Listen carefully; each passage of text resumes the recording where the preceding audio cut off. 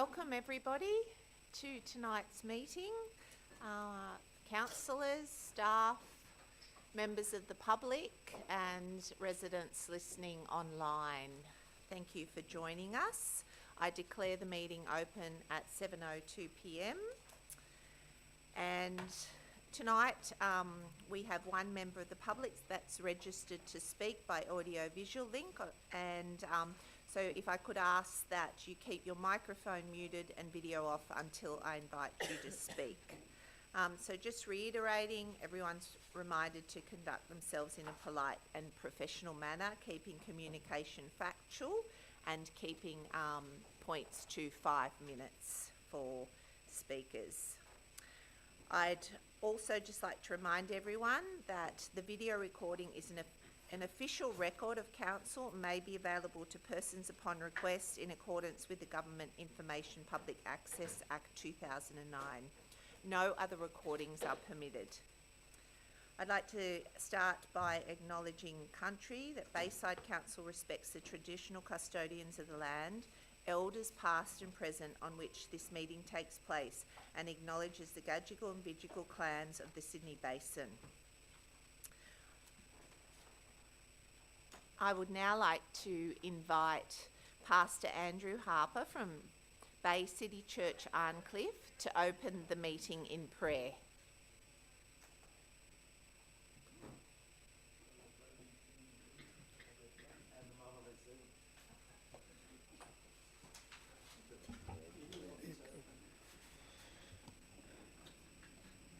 Bow our heads to close our eyes. We just want to start tonight by just praying for the family around Peter Woods, who sadly recently passed away, and for their contribution to our community. We just pray for their family and their loved ones, that you would just bring them comfort into their home right now, God. We just pray for them. And God, we also just pray for this season, God. First, we just pray for health and wholeness, God, against the flus and COVID and things that are spreading, God, right now. We just pray, God, that you would just bring health and wholeness into everybody connected to our community. We just pray over them, God. And God, we also just pause right now in this weather, this coldness. We just pray for those families right now, right across our community, that are finding themselves either homeless or couch surfing, God, or people that are just doing it really tough right now. God, we just pray for the increase that's out there. We pray for those people, God. Many of them, God, that have never been in this position before. God, we just pray for reprieve, God, with this inflation and cost of living. And God, we just pray, God, that you would bring comfort to people in this time, that all the organisations and charities in our community, God, would band together just to meet the need that seems to be rising in our community. And God, I just once again just pray for this tonight's meeting. I pray for every councillor, for our mayor, God, and for those that work on staff here. We thank you for their contribution to our community and all that they do. We pray for their families. We pray for their prosperity in Jesus' mighty name. Amen.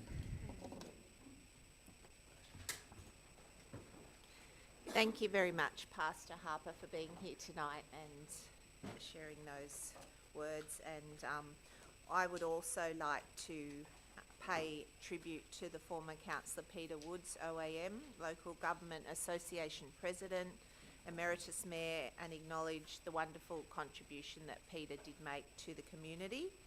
Peter was strongly committed to the local government sector and made a significant difference with his ability to think outside the box in new and innovative ways.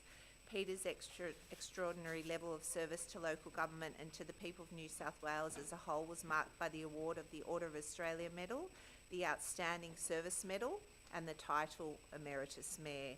I would like to offer our heartfelt condolences on behalf of Council to Peter's family, friends and colleagues.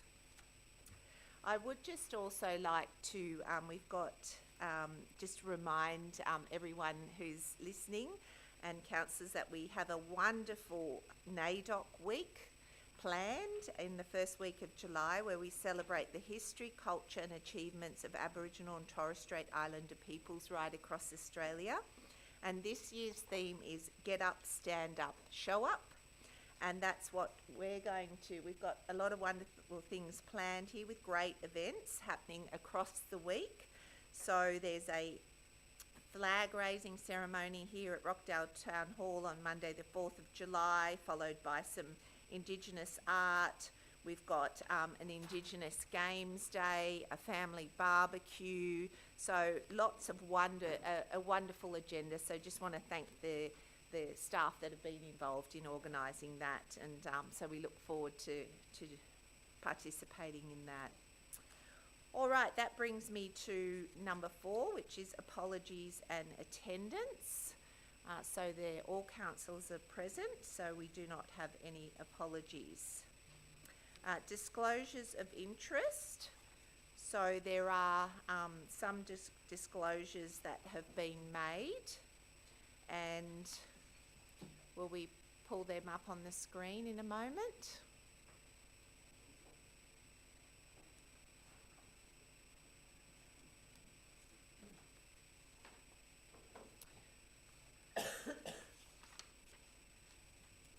Okay, so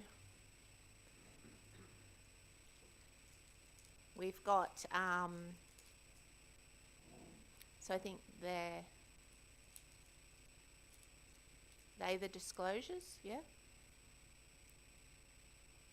Okay, so we've got some disclosures of interest on there, so we may just go round the room to make sure that if there's any further disclosures. Councillor Morrissey? No. Councillor Muscat? Councillor Fardell? Councillor Jansen? Councillor Naji? Councillor Saranowski?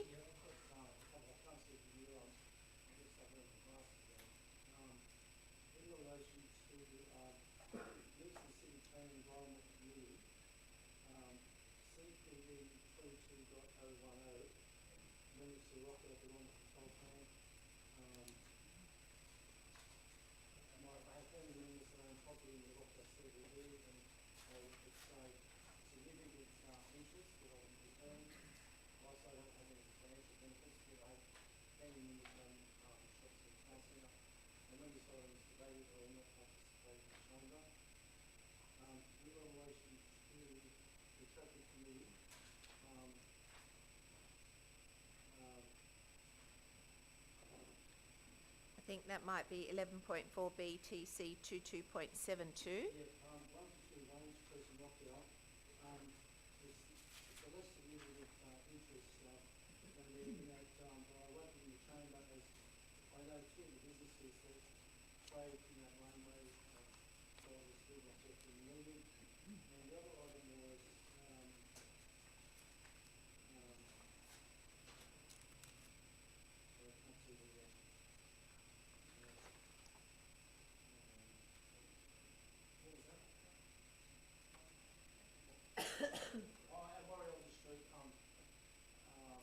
In the traffic.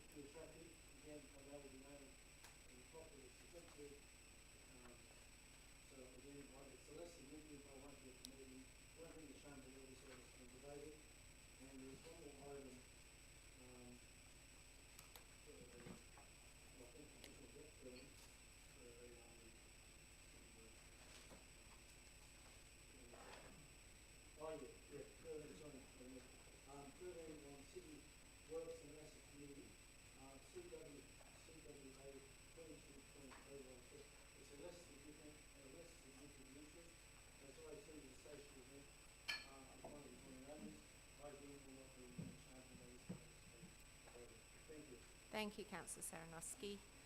Councillor Souness? Councillor Werner? Councillor Wada? Councillor Barlow? Councillor Hannah? Councillor Douglas? Yes, I have a couple. They're both the same, 12.2 and 11.4 BTC 22.070. Both are that I have a less than significant non-pecuniary interest on the basis that I'm a member of Peaceful Bayside who have been campaigning for safe streets. So that was in the which committee? One of them is in the Traffic Committee and one of them is a motion. So the one in the Traffic Committee, what number was that, sorry? BTC 22070. Okay, thank you. And sorry, the one in the planning? 12.2 in the notice of motion, Okay, but I will be remaining in the chamber for both. okay, Yeah, all right. thank you. Thank you, councillor Douglas. Councillor McDougall? That's all right. You're probably the same as what you're going Yeah. to do. Yeah, so just in relation to CPE 22.012, I've already sent this through to the manager of governance, but have a conflict of duties on the basis of them on the panel. But once again, we've put up a significant conflict of interest, which is not and has never been the case for these. And I have no idea why this keeps appearing, despite it being the same thing every single month. I'd appreciate if you could change the wording of that. Thank you, councillor McDougall. Councillor Nargi. So councillor Nargi also in CPE 22.012. Thank you. Councillor Cedric? Okay. Thank you, everybody. Okay, this then takes us to the minutes of the previous meeting. So we've got the minutes from the council meeting on the 25th of May 2022. Is there a mover and a seconder? Moved councillor Saranowski, seconded councillor Wada. Any discussion, comments? Okay, all those in favour say aye. Aye. Against? Declare it carried. Okay, this takes us to the Merrell Minutes.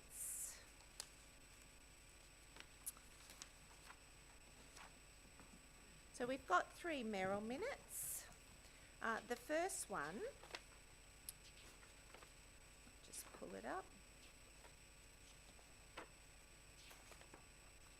is in relation to councillors may recall that during COVID, there were changes made to the operating hours, and that there was that building works could take place on Sundays and public holidays, and this was approved during COVID by the New South Wales government, and this caused quite a lot of angst, and many councillors would have received representation from residents where their weekends were quite disrupted by building noise.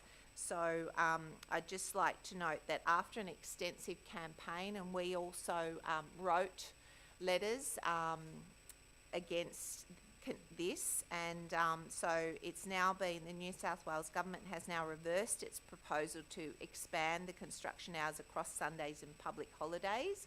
So that's a good outcome for our community, in that, you know, one day of rest, particularly if there's development occurring next door. So that's the first one.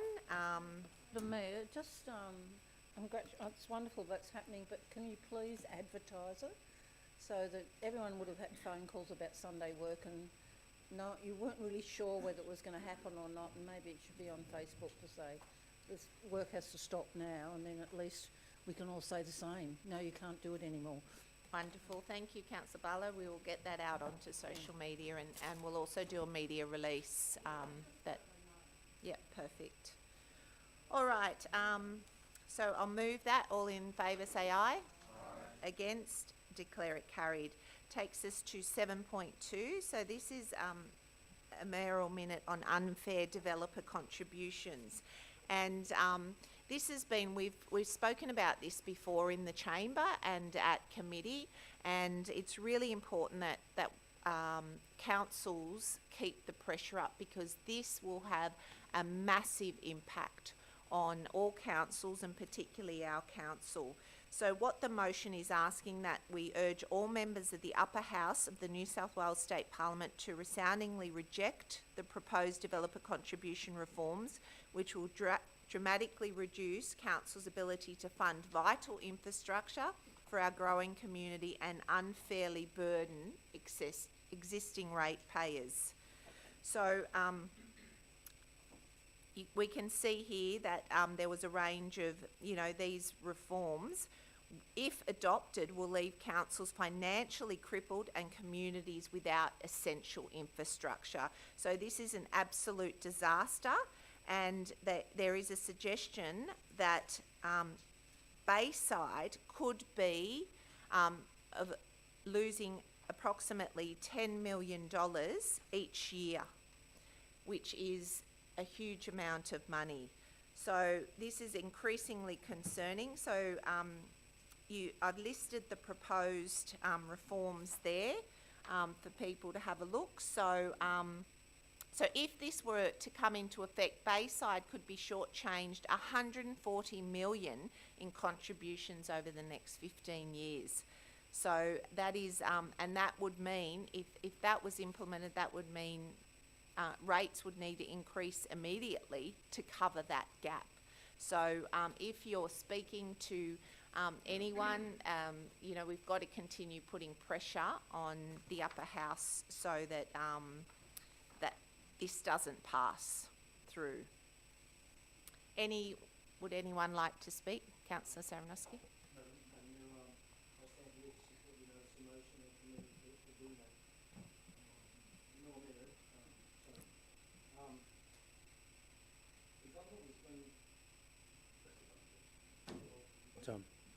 The government over the last 12 months has been going in a round circle, sending out different messages, and the critical issues, you've covered it in your Merrell Minute, critical issue is that the upper house try and stop this and try and delay it until after the next state election, because our local MPs are dead against this. You're 100% right. This is totally unfair on local government on it. I've spoken to, last year I spoke to the opposition spokesman for planning. He was getting mixed messages from the then planning minister that, you know, oh yeah, we'll take it on board, look, you know, we'll put it back, won't process it, but that was just time wasting to try and string everybody along. We must put the pressure on the government, and I call upon the crossbenchers, particularly the Greens, the Shooters Party, the Animal Justice Party, and even One Nation to ensure that this stops, because at the end of the day, as you've outlined in your Merrell Minute, this is a strong, it will be a financial disaster for us, not only for us, but all the local government. It's just cash for grab for the state government, for them to dictate what services and facilities and infrastructure they're going to decide, which is wrong. It's our money, our community, and we must fight tooth and nail. Maybe if you want to take on board the situation we had, the campaigns on our rubbish bins, incinerators, you know, if we can consider that with you and the General Manager. But no, I stand to support your Merrell Minute 100%. Thank you, Councillor Saranowski. Councillor Morrissey. Thank you, Madam Mayor. Just to be clear for council officers, when we say urges, is that by way of sending all members of the upper house a copy of this Merrell Minute or a letter, etc.? It's one of the levers that we can pull to make sure that all crossbenchers, to Councillor Saranowski's point, it's not about writing to our own party, it's writing to everybody in the upper house to make sure they put a stop to this outrageous proposal. Thank you. We will do that. Thank you, Councillor Morrissey. Councillor Hannah. Thank you, Madam Mayor. Look, I support this Merrell Minute wholeheartedly. One thing I would like to raise, though, and I think we just need to keep this in mind, is that under the existing system, there is a major flaw, and that major flaw is the fact that these contributions are 100% quarantined to go towards new infrastructure. We are facing a funding shortfall projected to be in the vicinity of 150 million for maintenance and renewal. So I think in this chamber we need to also consider lobbying for components of these developer contributions to be quarantined for the purposes of maintenance and renewal of the infrastructure that arises out of the developer contributions, because that is a financial structural flaw in the system. It is akin to franking credits that are held by publicly listed companies where they have the inability to distribute those franking credits to shareholders. It's exactly the same thing. So I commend this Merrell Minute. but I think we really need to also put pressure to say we need to be able to quarantine proportions of these developer contributions for the purpose of maintaining and renewing the very assets that are built out of the developer contributions. Thank you, Madam Mayor. No, thank you, Councillor Hannah. That's a good point. Any further speakers? All right, I move this Merrell Minute. All those in favour say aye. Aye. Against, declare it carried. This takes us to 7.3. This Merrell Minute is, this has been an ongoing issue, and I know that councillors, particularly ward councillors, both former and present, have worked really hard in relation to this continued impact. And and I know that on many occasions we've invited the Minister to come and see firsthand, both the current and the previous, to see firsthand the impacts that this is having on our local roads and to our community. Yet that offer continues to be not taken up.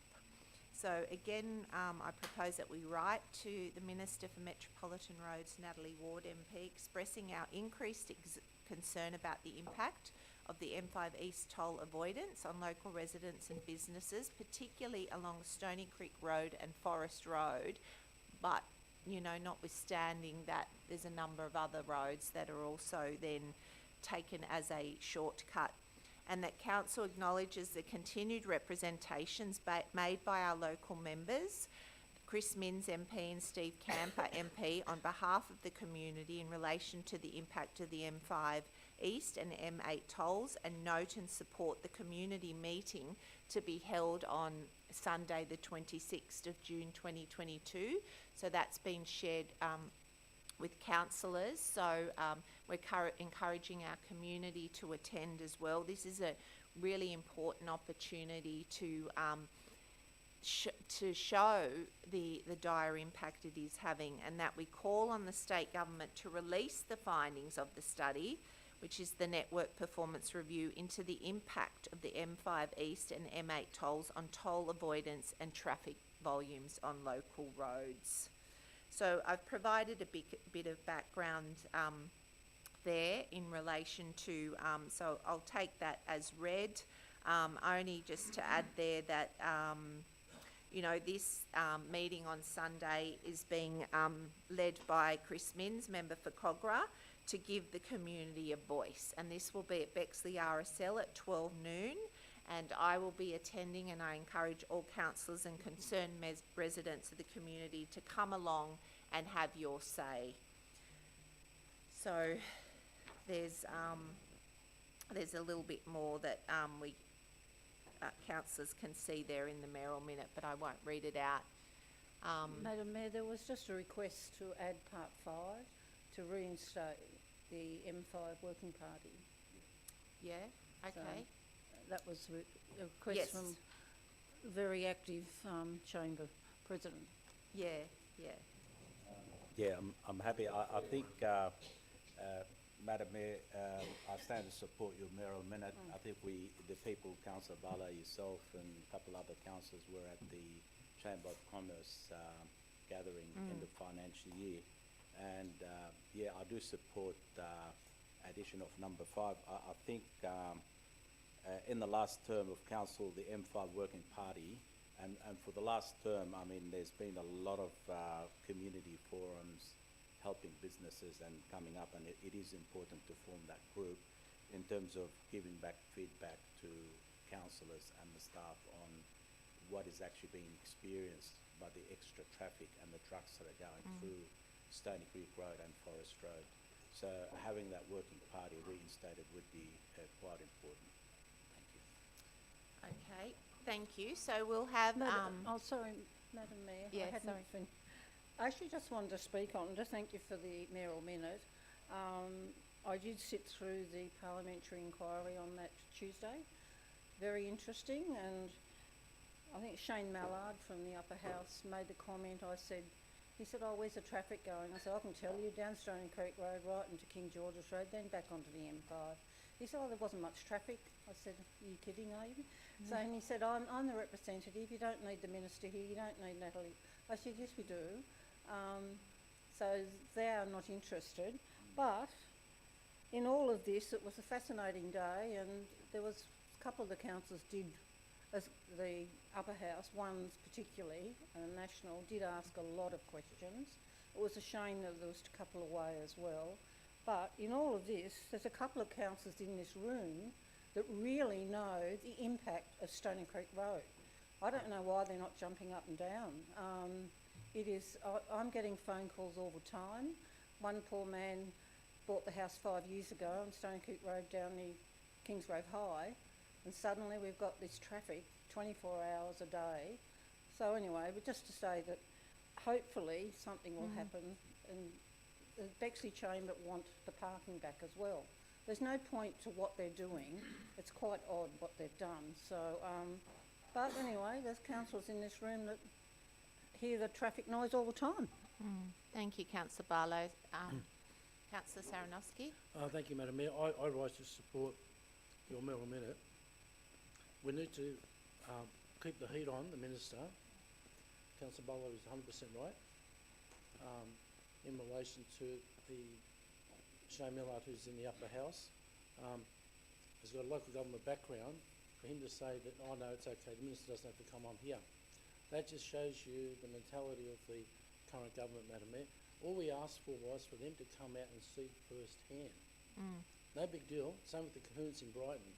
And it's important, this meeting, whilst it's been organised by the Chamber and also Bexley RSL, it's important that we should, if you councillors have got time to turn up, so we can be united, above politics, be united and care for our community.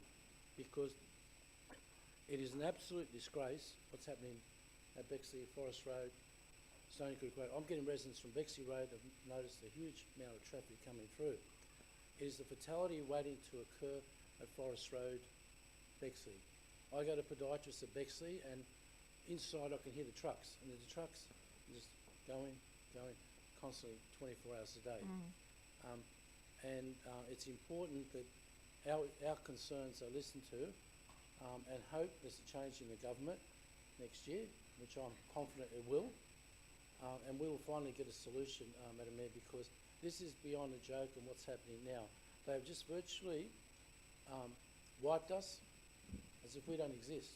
But we are law-abiding taxpayers, and we deserve the right, the government, the Minister for Transport, to come and see firsthand, because I won't lecture or give you the history of the whole M5, but the one thing that was sold to us Rockdale residents at the time was, with the tunnel and M5, there will be a massive reduction in traffic along Forest Road. The RMS at that time had a bypass road to the back of the shops, Councillor Barlow may recall, and that was going to be to save Bexley. And in their document they had at the time, their justification on the EIS was reduction in traffic on Harrow Road, Bexley Road, Stony Creek Road. Well, guess what? We all know that doesn't happen. And that was the justification of the transport for the M5. I'm a little bit disappointed in the member for Oatley. They showed no interest at all, zilch. I've said to the Chamber of Commerce, and I've said to some of the shopkeepers, well, Bayside Council is on your side. Right to the Minister for Multiculturalism, who at the last state election was sat outside or stood outside the M5 and praised how good it's going to be with the introduction of the tolls on it.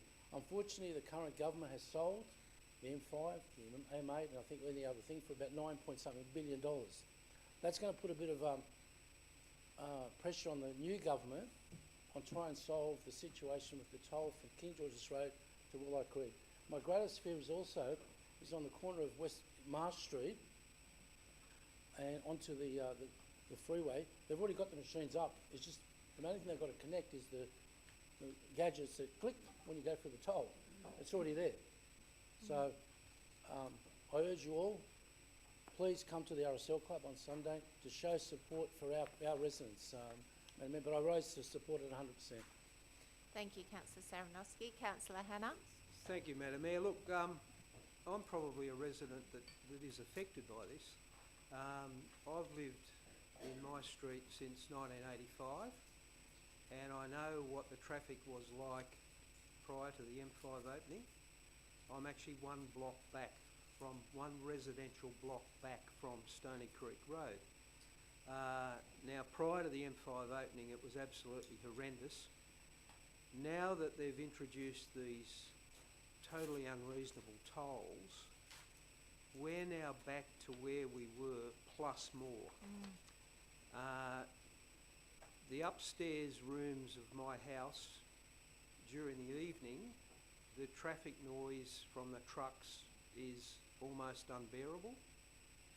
We are now getting trucks illegally using side streets and cross flows between Stony Creek and Forest Road. Salisbury Avenue in particular is being used illegally by oversized, overweight trucks. They're breaking the branches off the trees on either side of the street. The pollution is far greater than what it was. It's just,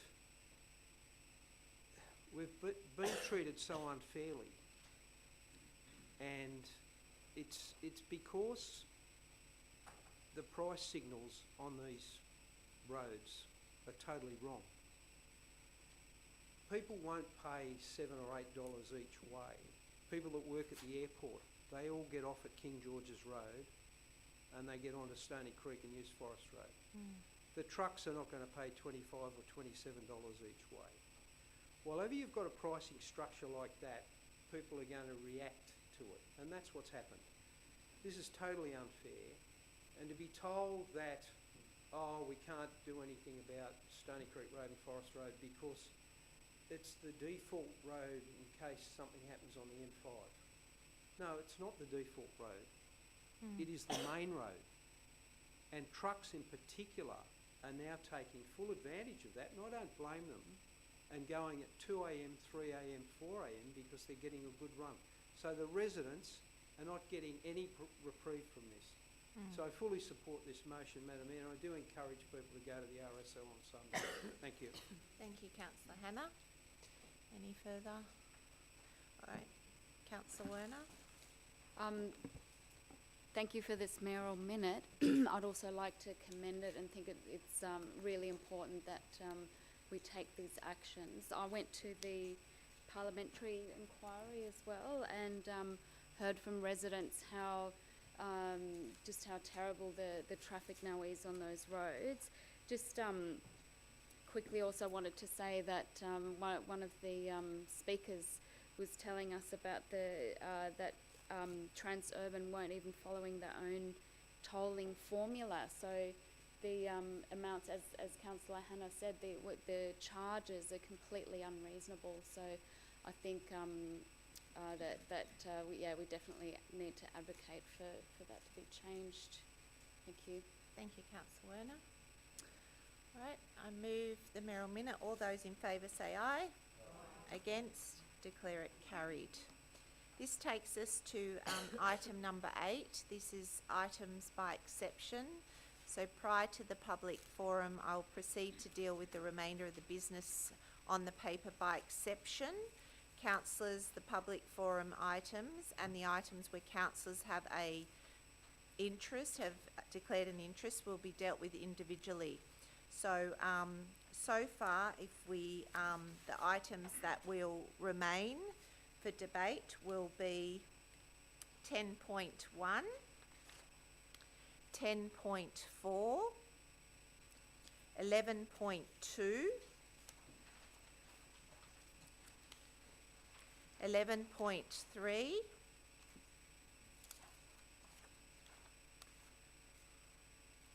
12.1 and 12.2. So is there any other items that, I'll go round the room, if there are any other items you would like to pull out from the papers. Councillor Morrissey. Just to clarify, is 11.4 already pulled out? Which is the Bayside Traffic Committee meeting? It is, yes. Okay. Sorry, I probably didn't say 11.4, but So is that it in or out? It's it's staying in because there's items Okay, that thank people you. have declared. Yep. Thank you, councillor Morrissey. Councillor Muscat, councillor Fardell, councillor Jansen, councillor Naji, councillor Saranowski, councillor Sunis, councillor Werner. 11.2, sorry, I've got the wrong glasses on. Yeah, that's 11.2. been pulled out. Thank you. Councillor Wider? Yeah, they're the ones being pulled out. Sorry, no, they're the ones that we will debate, and then the others we, yeah.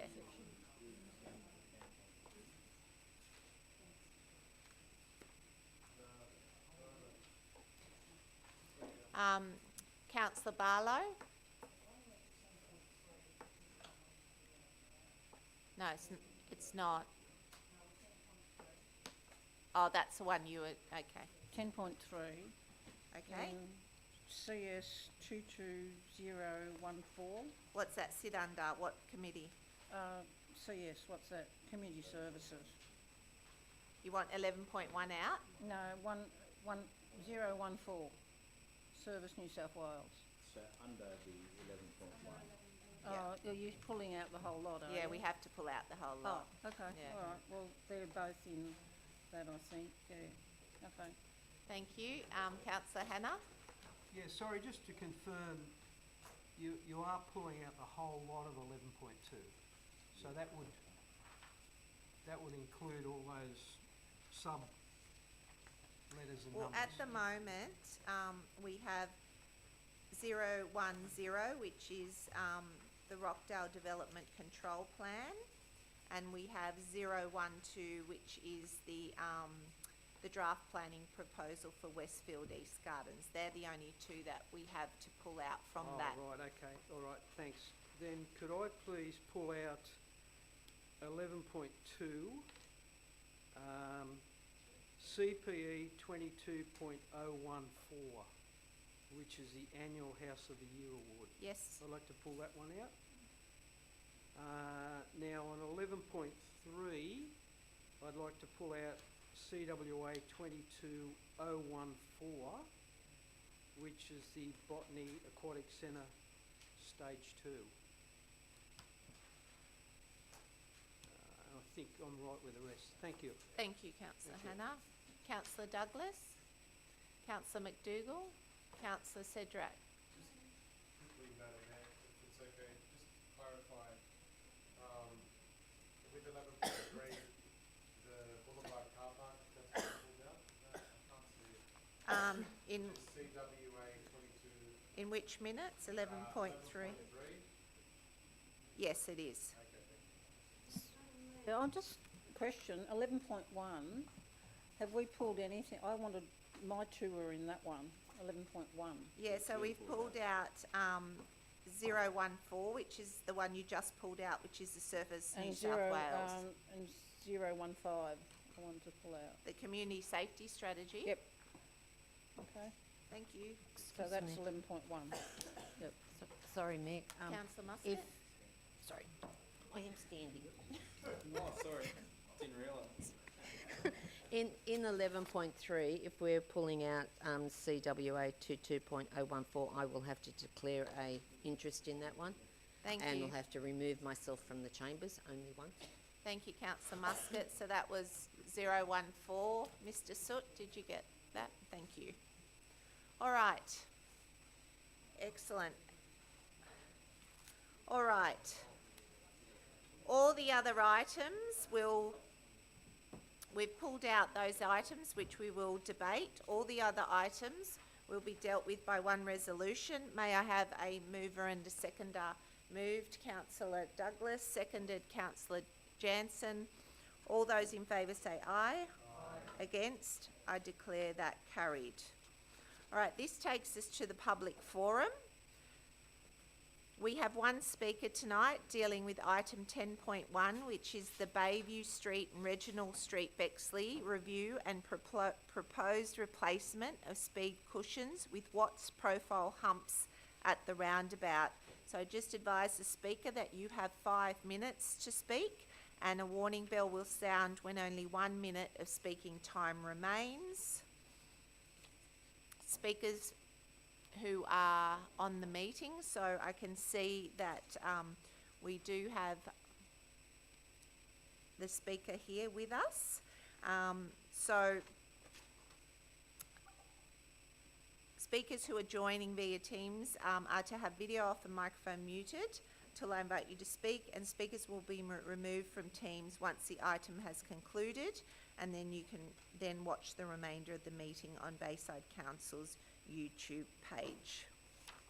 I now invite the speaker, Mr. Kate, to address the council. Welcome, Mr. Kate. Good evening. Thank you for having me. My name's Matthew. I live right on the corner. Mr. of the Kate, roundabout. we're having a little Yep. bit of trouble hearing you. Is there a chance Sure. you could move closer to the microphone, please? Is that a little bit better? It's a little bit better. If you just give us a moment, we'll just turn our speakers up and see if that Sure. helps as well. Sure.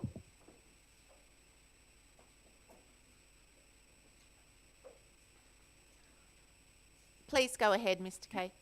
Good evening. Can you hear me okay now? Yes, that's better. Thank you. Okay, thank you. My name's Matthew. I live right on the corner of the roundabout where the Traffic Committee are recommending to construct the speed humps. Firstly, thank you to the council officer and councillors Hannah, Barlow, Cedric and Werner for attending the on-site meeting we had, and Councillor Souness too for proposing it in the first place. I know that all the residents were grateful to see you all there, and I see our concerns were well documented. So good job, everyone. Much appreciated. I'm speaking to oppose the construction of the speed humps. I know that speed humps in certain applications, like straight stretches of road, reduce the average speed of vehicles, and that will be welcomed by residents, no doubt. But I think they are wrong for this intersection because this is not a singular speed hump or a spread out series of speed humps. This is a cluster of three that's being proposed in very close proximity to our houses and to where we sleep, obviously. I know for me and Carol across the street, we'll each have a speed hump right out the front of our bedrooms and one on the side, so very high impact on our lives. The roundabout here is a partly raised one, so you do have some vehicles who go straight over it. Big trucks have no choice but to go over it. That's pretty noisy already. Adding 3 speed cushions or humps to that's significantly destructive to our well-being. We've lived it. It sounds like multiple car crashes 24 hours a day, which is very distressing. And working on the phones from home like I do and recording music was virtually impossible when we had the speed cushions in. There's one still outside my house actually, because only one side of the road was resheeted. So I'm still struggling with that one. But our whole family's sleep was impacted badly. I've got a young son, him in particular. Now the justification, as you can see there, for the speed humps in this proposal is to improve safety at the roundabout. And there is the occasional erratic driver that comes through here, but the same could be said of every intersection in Bayside, I'm sure.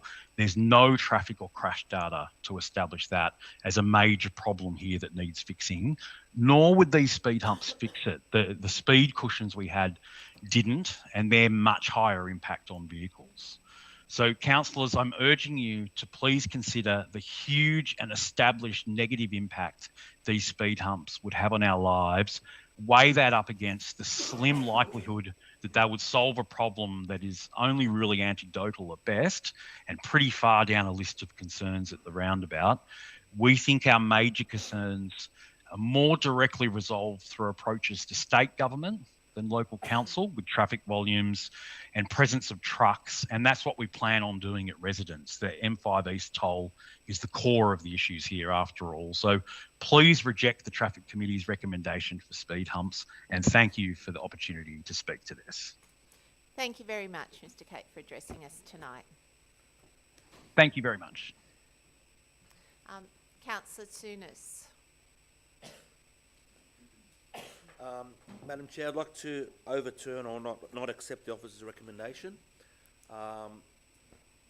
Reason being, obviously, that there was a site meeting there to enunciate the concerns of the residents, which have to live it every day. And we've heard it time and time again that speed humps are an issue. People have to live right next to a speed hump with their constant noise as vehicles come through, whether they're full or empty, or large vehicles or small, they still make a noise. And the reason why this particular speed hump came into the radar of council is because there was a grant offered by the state government, and they said, well, where can we spend it? This is one of the areas where the focus went.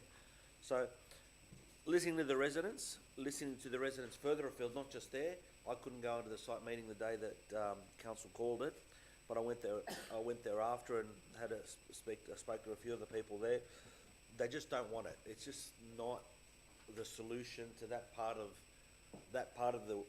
our world, or that part of their world, to sort anything relating to speeding or inappropriate driver behaviour. It slows down people, but the majority of the larger vehicles go right through it. There is a bit of a slowdown, but again, the issues surrounding the M5 have exacerbated the issues around this part of the world. The thing I was going to suggest is we need to word it a little bit, is not install the recommended speed humps. However, look at the issue surrounding that turn into Regional Street, south of Bay Street. There is a bit of a funky turning situation left over from the previous streets or the previous arrangements that was there in terms of a one-way street. We can have a look at that, address that, and if we need to do further work, let's do it after we've done that particular change to the street. So, in terms of changing the wording, yeah, we'll add it as per attached drawings, and look at removing a section of road or creating some sort of barrier to stop vehicles crossing from the wrong side of the road and turning into Regional Street.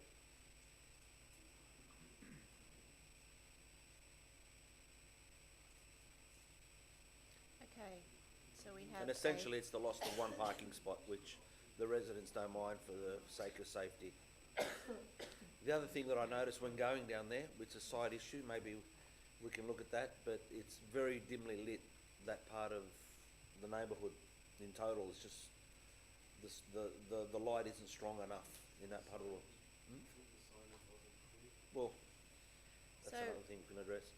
all right, so we have a motion before us. Do we have a seconder? Councillor Awada, sorry, nodded.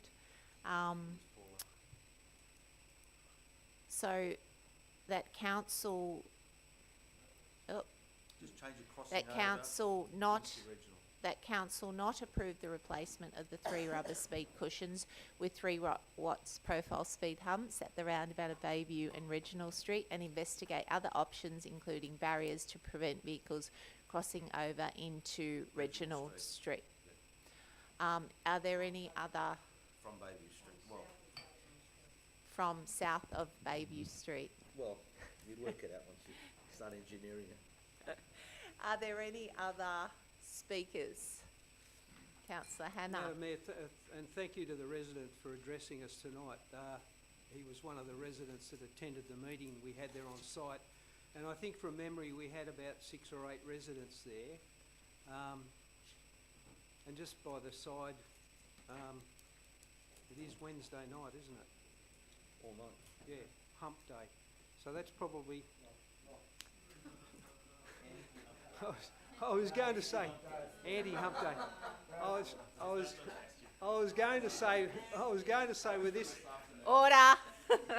Thank you, Madam Mayor. But I was going to say with this type of thing, there's 2 ways of approaching these things. You can approach them head on, or you can do it in a roundabout sort of way. So, I think probably we need to finesse this a little bit, because there is a rubber cushion that's still there, and I think that really needs to be removed. because that is causing noise. I don't think the humps in this particular location are the answer. It needs a more comprehensive review. So I think if we can, if the mover might be prepared to amend it to say and remove the remaining speed cushion. Or to investigate the remaining, does it have any purpose? No, it's just one that was left because the road in that section wasn't resurfaced. They were removed to reshoot the road. That one didn't have to be resheeted, so that stayed. It's not serving any purpose.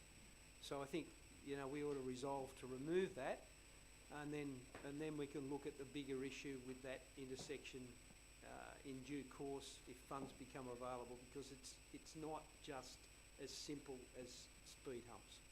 Thank you, Thanks Councillor very Hannah. much. You're happy to accept that. Just wait a moment for see if there's any other speakers before right of reply. Councillor Cedric. Thank you, Madam Mayor. I too was at that meeting, and can I just thank Mr. Morgan for his work in this. This is a great process that took place where council worked really hard to get this happening. And what I think has taken place here is we've listened to the residents, and I think it's a great outcome if we were to go with this, because not only have we listened to the residents, but we're looking at ways to make it even better. So I concur with my fellow councillors, and I want to thank Mr. Morgan and the staff for putting this together. Thank you, Councillor Cedric. Councillor Werner. Thank you. I just want to say that I was also at that meeting where we spoke with residents, and it does seem to be quite a dangerous stretch of road. And one thing that I think could help is to actually reduce the speed on that road. And Inner West Council have passed a motion that they have a program where some of the streets are now 40 kilometres an hour, which is a speed at which it's a much safer speed. The risk to life is very much reduced at 40 kilometres an hour, and it's only for local roads. So this is just basically a comment. I don't want to change the motion or anything, but just to say that I think we should consider roads that are dangerous and where people are sort of cutting, they're basically avoiding the intersection between Forest Road and I think Bexley Road. So I think instances where things like that are happening, where there's trucks and you know, people are sort of cutting through residential streets, I think that's something that in the future we could consider to make our residential streets safer. Thank you.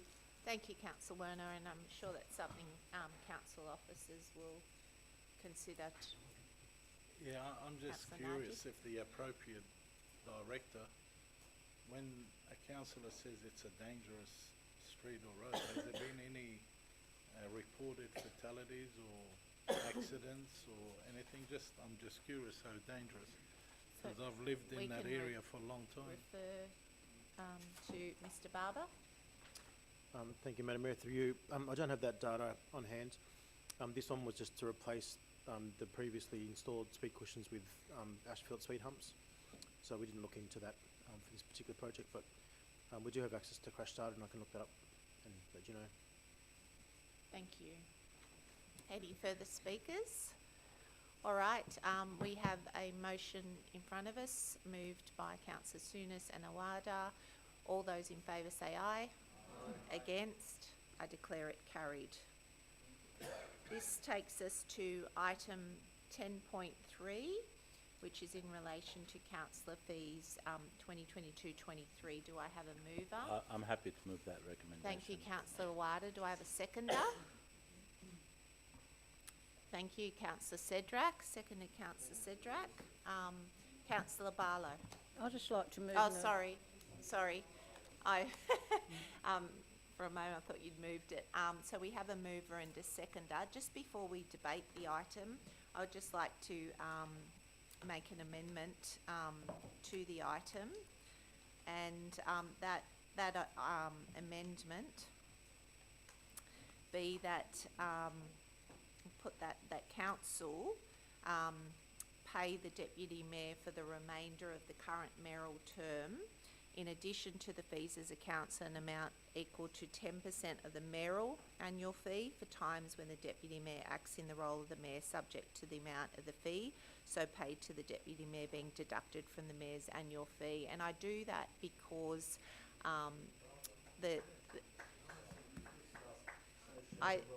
I do that because the deputy mayor provides a lot of support to the mayor, and there's a lot that goes in, that happens behind the scenes. There's a lot of reading, a lot of reviewing, problem solving. So I just wanted to recognise that contribution by the deputy mayor, and so I would like to have that added as part of the recommendation. So I have a mover, moved Councillor Councillor Wada, seconded Councillor Cedric.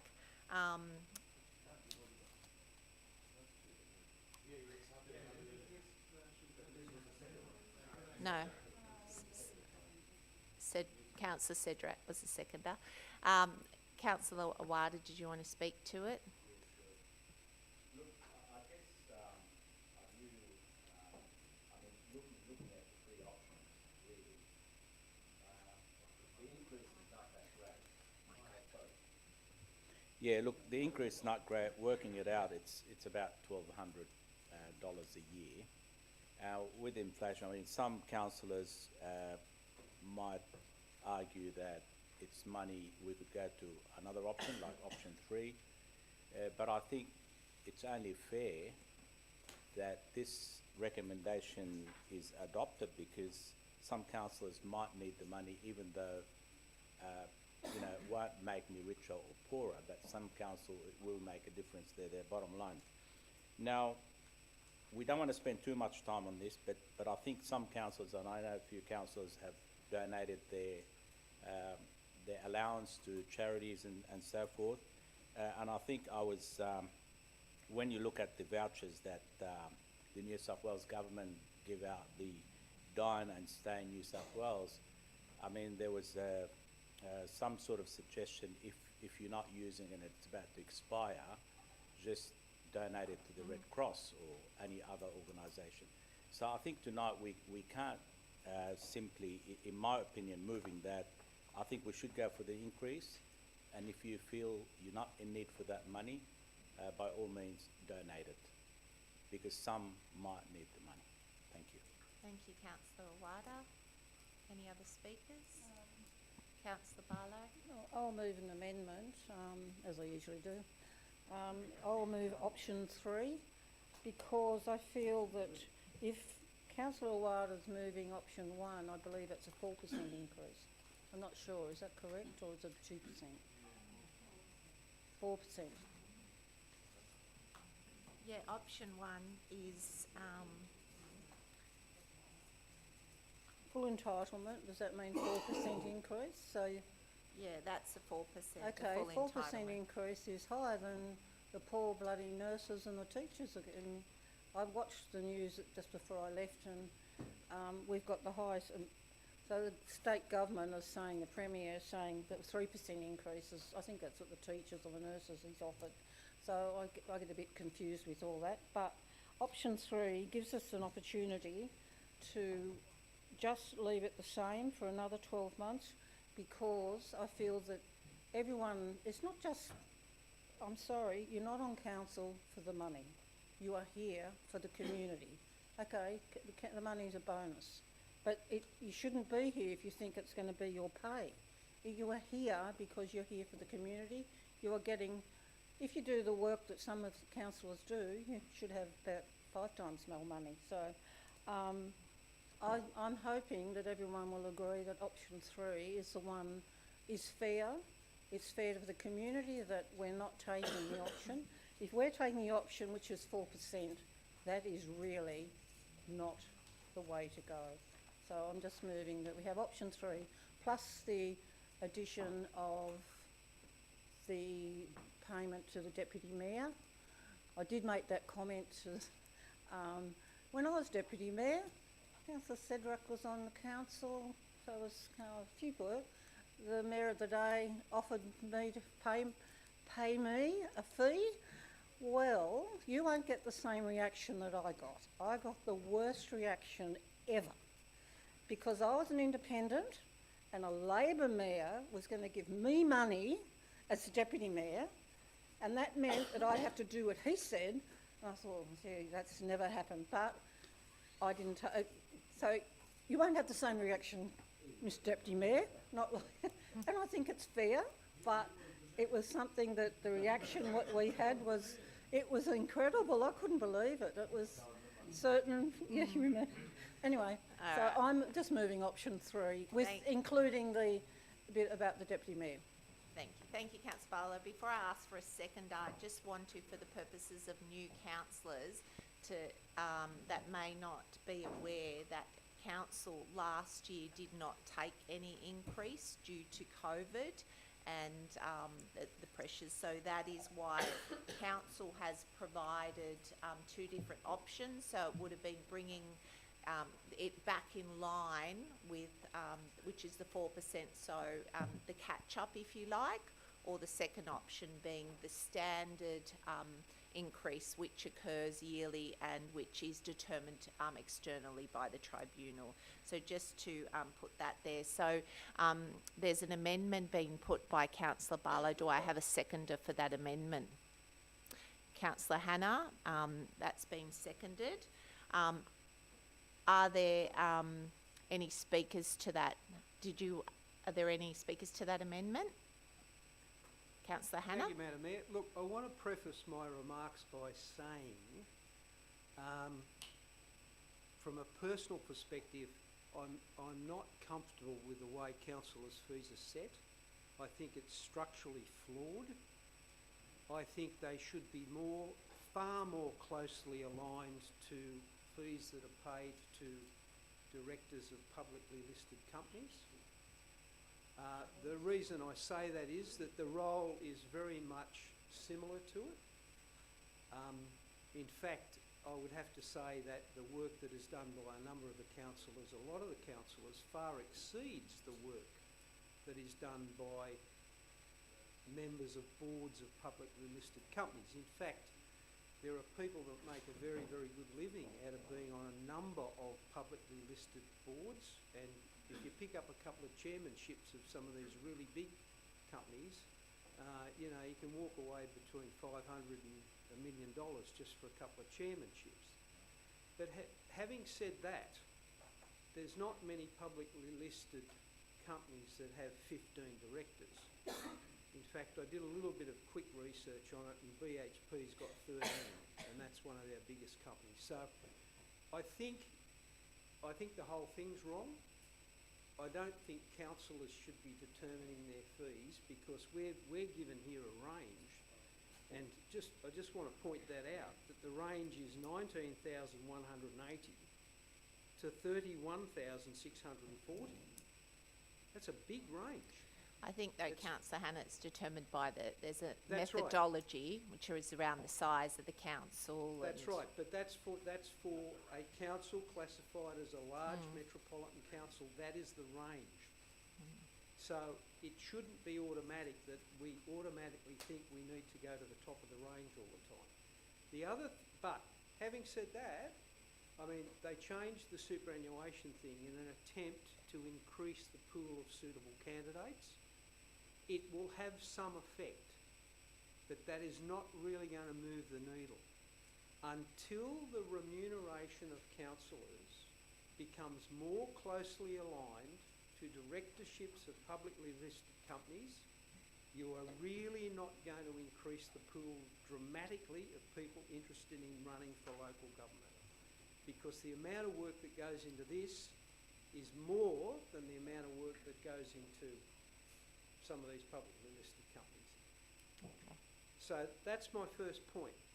But my second point is the addition of the superannuation, which I know is optional, From the 1st of July, it's going to add 10.5% to this cost, and it will increase by half a percentage point or 50 basis points each year until it gets to 12%. Now, the half a percent increase is actually a 5% increase. So we're getting another 10% on top of this anyway. So I really do think, as a council, we should think about sending a bit of a signal to our residents to say we're exercising a little bit of restraint. For this year, we stick with what we've got. For those councillors that want to opt in, they're going to get an additional 10.5% on top of this, contributed to superannuation. And then we review our position next year. Having said that, I'm not saying that we're being overpaid, because I've previously made the point, I think the whole system's wrong. I think it's not structurally correct. Okay. But on this occasion, I think we should be taking no increase. Thank you, Madam Mayor. Councillor Hannah. Are there any other speakers to the amendment? Councillor Douglas? I will just say briefly that. Can I just ask, sorry, whether yeah. you're for or against the amendment? For.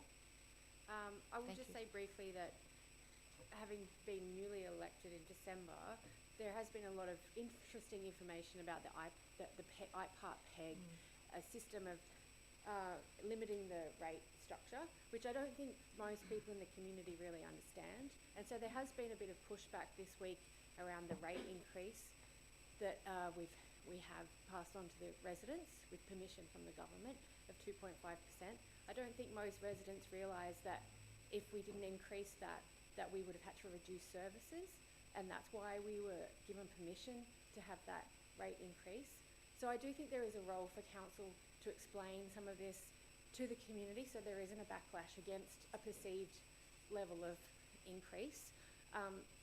And I think there would be a perception as well that if we're also raising our councillor fees while there is this perception of a rate increase, I think that we could experience some pushback. So on this occasion, I do agree with Councillor Barlow that we should at least give the community some opportunity to have some better understanding of why we're setting the rate increase before we actually do a fee increase for the councillors. Thank you. Thank you, Councillor Douglas. Councillor Naji, can I ask, are you for or against the amendment? No, for The motion, amendment against is- the amendment, no. Look, Sorry, against or for? yeah, against. Against the amendment. And for the, Motion. not really.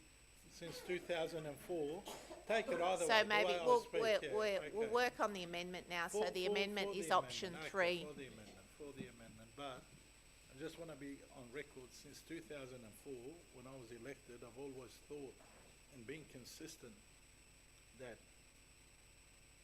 it should be voluntary. There should be no increases in the councillor allowance, and really it should be voluntary. And I'm proud to say I'm one of the councillors, and thanks to the late Mr. Ron Rathbone, I follow, he's my role model, that he donates all his allowance to either charity or sporting facilities and so on. But I'm not here grandstanding that. And I'm not a member of the Labor Party, but I got to commend Mr. Albo that he asked for 5.4%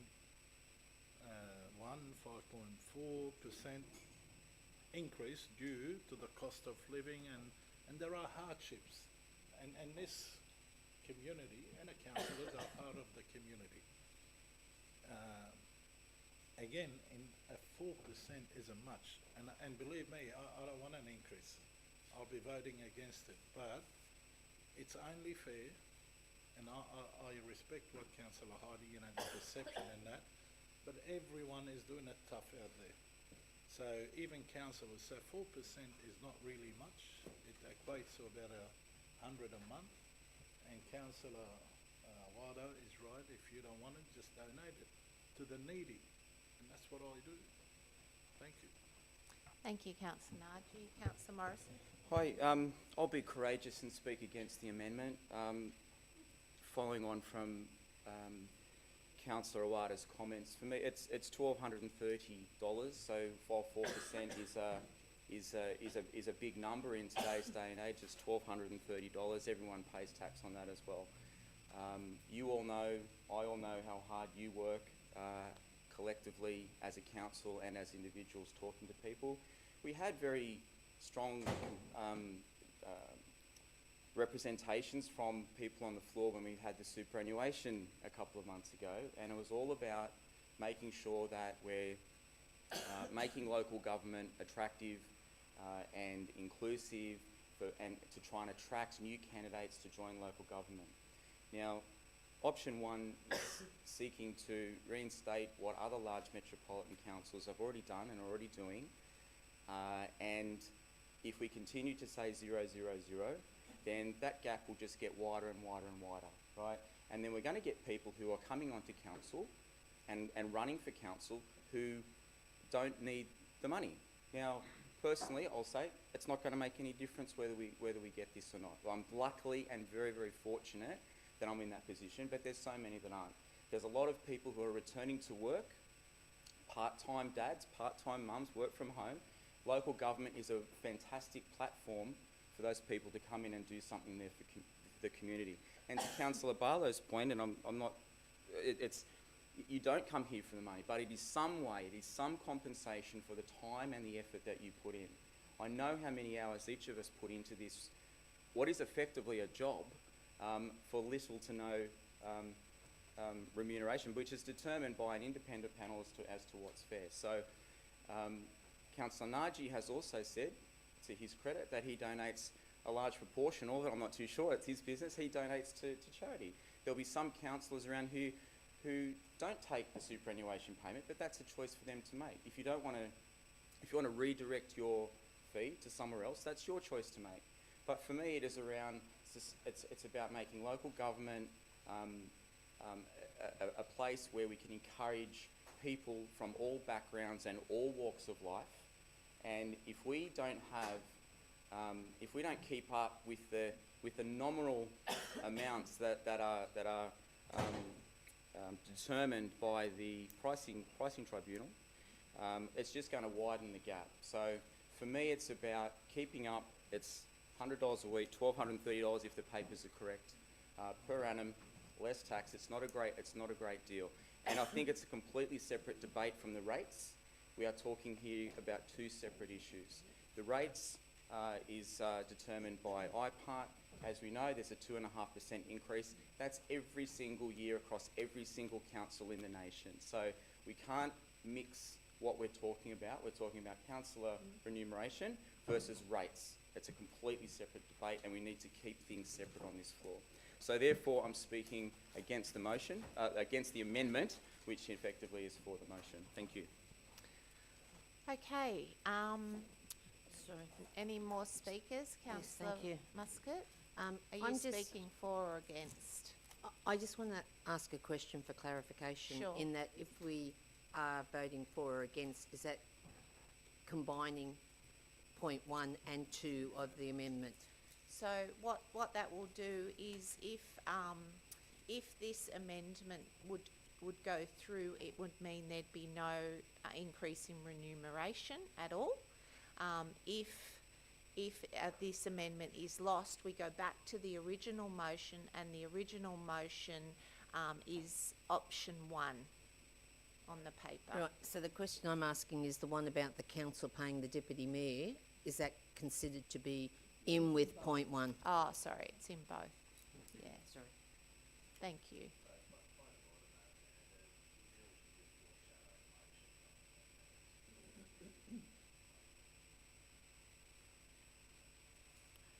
Yeah, thank you.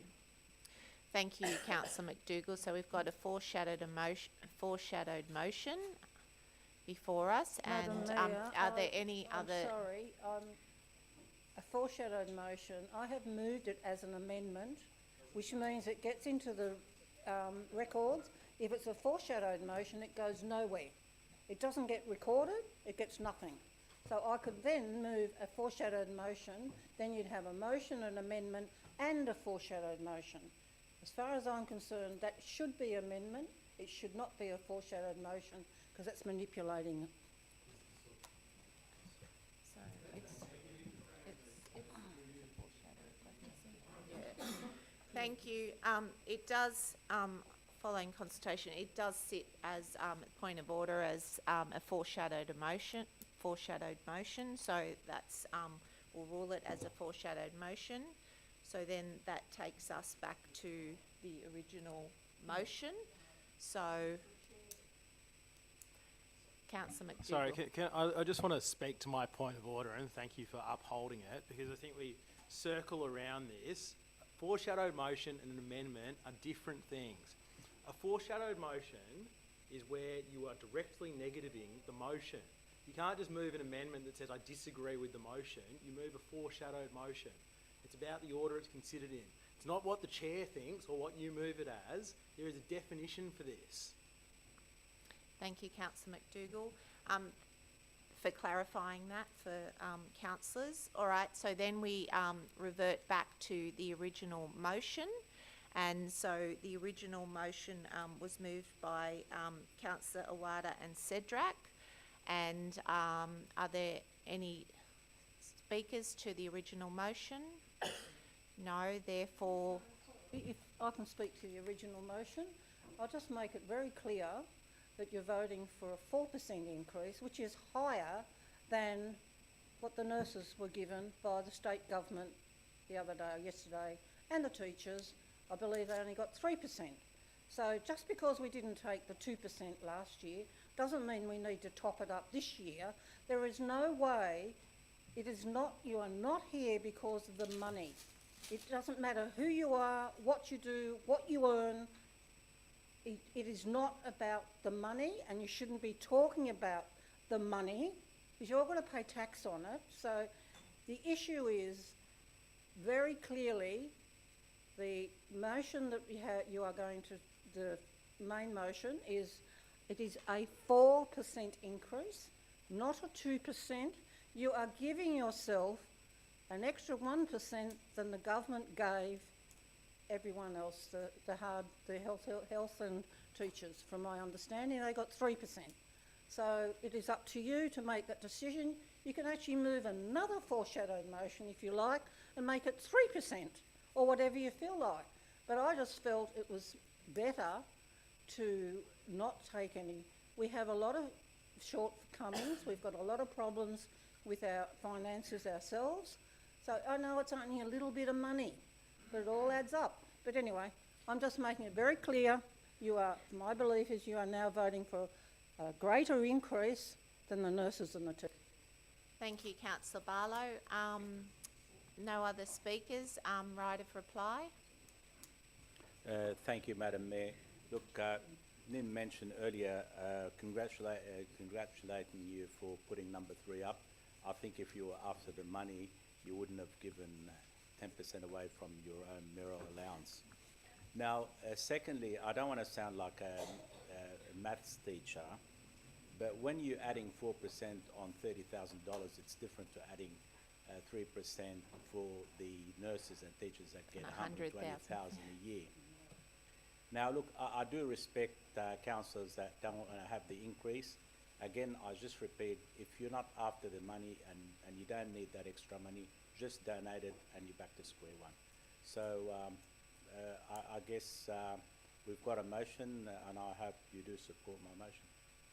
Thank you. Thank you, Councillor Awada. All right, we've got a motion before us. All in favour say aye. Aye. Against? Declare it carried. Division has been called. Just wait. All right, we'll go round the room. Councillor Morrissey, Councillor Muscat, Councillor Fidel, Councillor Jansen, Councillor Naji, Councillor Saranosky, Councillor Sunis, Councillor Werner, Councillor Wada, Councillor Barlow, Councillor Hannah, Councillor Douglas, Councillor McDougall, Councillor Cedric. I'm for, so the fours have it. Declare that moved. All right, this takes us now to 10.4, councillors. So this is the Local Government New South Wales Annual Conference 2022. This is attendance nomination of delegates that would like to attend, and because of the size of our council, we are given 9 voting delegates.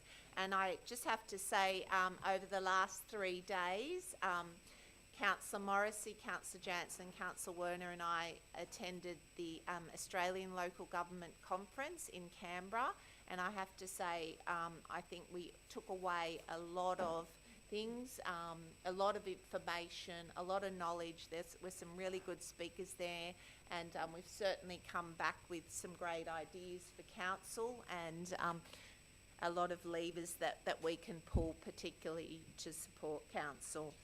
So so before us, we have a recommendation, and that recommendation is up on the screen there. So what we'll do, first of all, we'll just go round the room and see who's, thank you, moved Councillor Morrissey, seconded Councillor Jansen. We'll go around the room and see who's interested in the first instance. I'll just wait for the Councillor Morrissey, yes. So just so people are clear, it is during the week. It is, it starts late on a Sunday, but it goes Monday, Tuesday, Wednesday. And just a reminder to councillors that if you do sign up, you do have to attend. If you, for whatever reason, can't attend and your money cannot be the money can't be reimbursed from the conference, then you have to pay for that out of your own money. So just check carefully that you, whether you can get the time to go for that conference. So Councillor Morrissey is a yes. Councillor Muscat, Councillor Fardell, Councillor Jansen, Councillor Naji, Councillor Saranowski. So Councillor Saranowski's a, leave him as a maybe and we'll confirm. Councillor Tunis? I'll just wait for the, I'll wait for governance.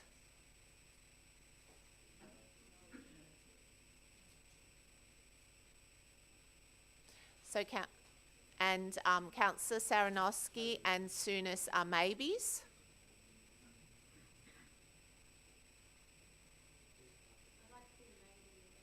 And Councillor Werner, so we have 3 maybes. So we might just, can we pull the maybes down a bit, because I then need to just look at the voting delegates, because the voting delegates should be the confirmed. All right, Councillor Wada? No. Councillor Barlow? Oh, good. Councillor Hannah? No. Councillor Douglas? Yes. Councillor McDougall?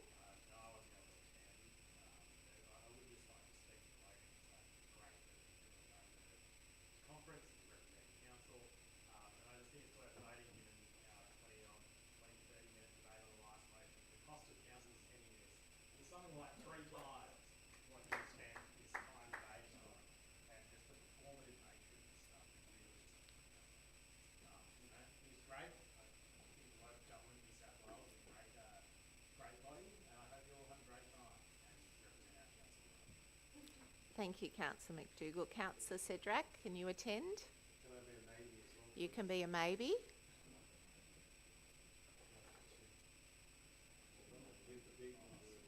So, and I will be I will attend. Yeah. Okay, so we will, so at the moment we've got 2, 4, 6, so all 6 will be a voting delegate, and then if 3 others attend, they can we ask that you let Mr. Soot know by tomorrow noon, and the reason why I say that is because we don't want to miss out on accommodation. It goes very quickly because it's it's at a particular venue where it's only got limited accommodation. So, yeah, at the Hunter Valley.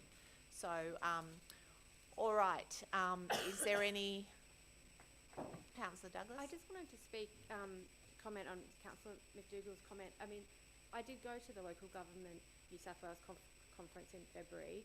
It's 3 days. It's actually professional development. It's part of what we are obliged legally to do as councillors, and you don't get paid for that time. It comes out of your, for me, I have to take time off my day job in order to do that during the week. So it is actually a commitment of time, and I just learnt so much from that conference, both about what other metropolitan councils are dealing with, but also what our regional and rural councils are dealing with. So it's a really great experience, and I also was disappointed I couldn't go to the ALGA conference this week, the annual local government conference, but I really thank those who did take the time out of their working life to their other careers to go down and do that and bring that knowledge back to Bayside Council, because I think Thank we're you. richer for that investment. Thank you, Councillor you. Douglas. All right.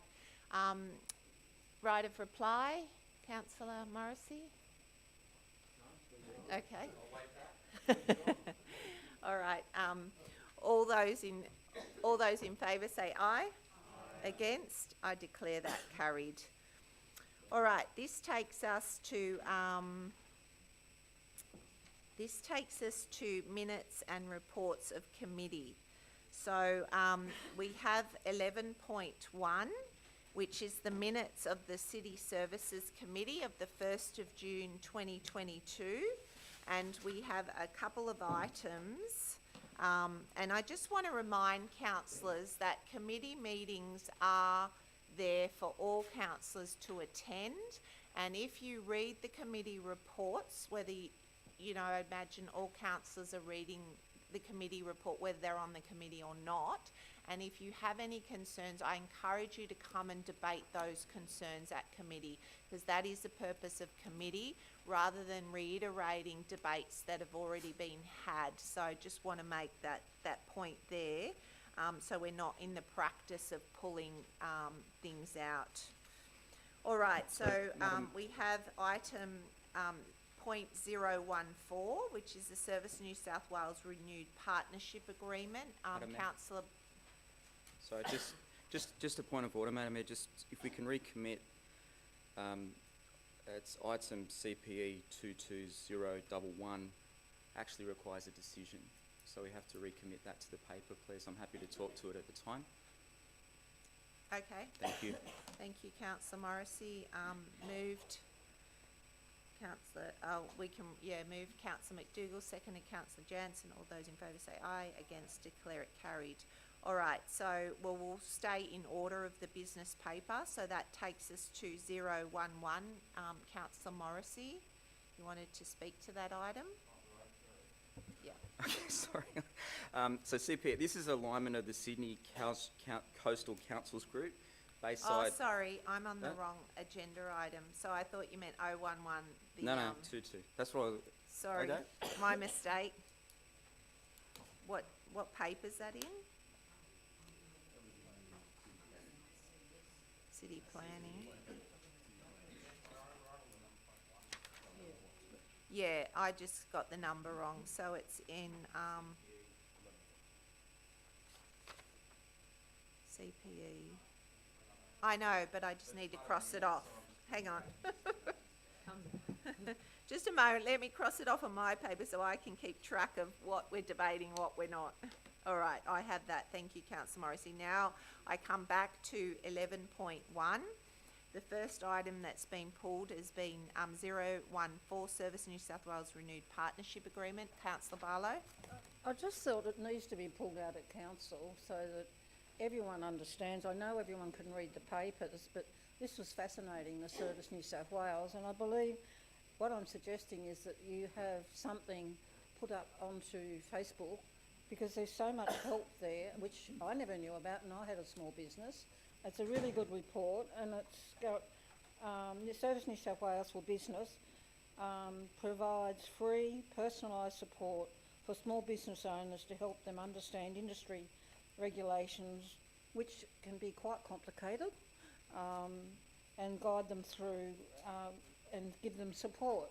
Now, I never knew that existed, so I feel that maybe it needs to go to all the chambers. I don't know how many. I know Bexley's very active, but I feel that we need, as a council, even though you've got it in a report, it needs some sort of presentation, because Facebook or social media is getting better, and it really might help quite a few businesses. And when you saw the Bexley Chamber and the enthusiasm of those shopkeepers, this is where I feel, you know, we've got to help them any way we can. So, Thank you, Councillor Barlow. We can do that. We Yeah. can put that out there in a media release, and also send the link or send the information to our chambers of commerce. Just, Councillor Madam Mayor, Jansen. just further to Councillor Barlow's comment, I believe there was possibly a target in the Depop around Service New South Wales and providing information to, maybe I'm wrong. Well, that's okay. We Yep. can, Councillor Jansen, let's have a look for next week when we, when that comes to the extraordinary meeting, and we can look at how that aligns. All right, thank you, Councillor Barlow. That's noted. 015, Community Safety Strategy 2022 to 2026. Councillor Barlow. once again, maybe it should be done at the committee, but I mightn't be on that one. I can never remember. But really, congratulations need to go to our staff for the detail that was put into that report. So I feel that that sort of acknowledgement should be at a council meeting, so that every councillor here can understand the work that goes in. So I was just feeling that we should minute the congratulations to the staff. Okay, we can do that. Ms Dawson, we can, if you can forward that thanks on to your staff for the effort and energy that's gone into creating that strategy. That would be appreciated. Thank you, Councillor Barlow. That's a good point, to acknowledge that good work. Thank you. All right, this takes us to thank you. Someone happy to second Councillor McDougall. All those in favour say aye. Against, declare it carried. This takes us to 11.2, and the first item here is 010, and Councillor Saranowski, if I could ask.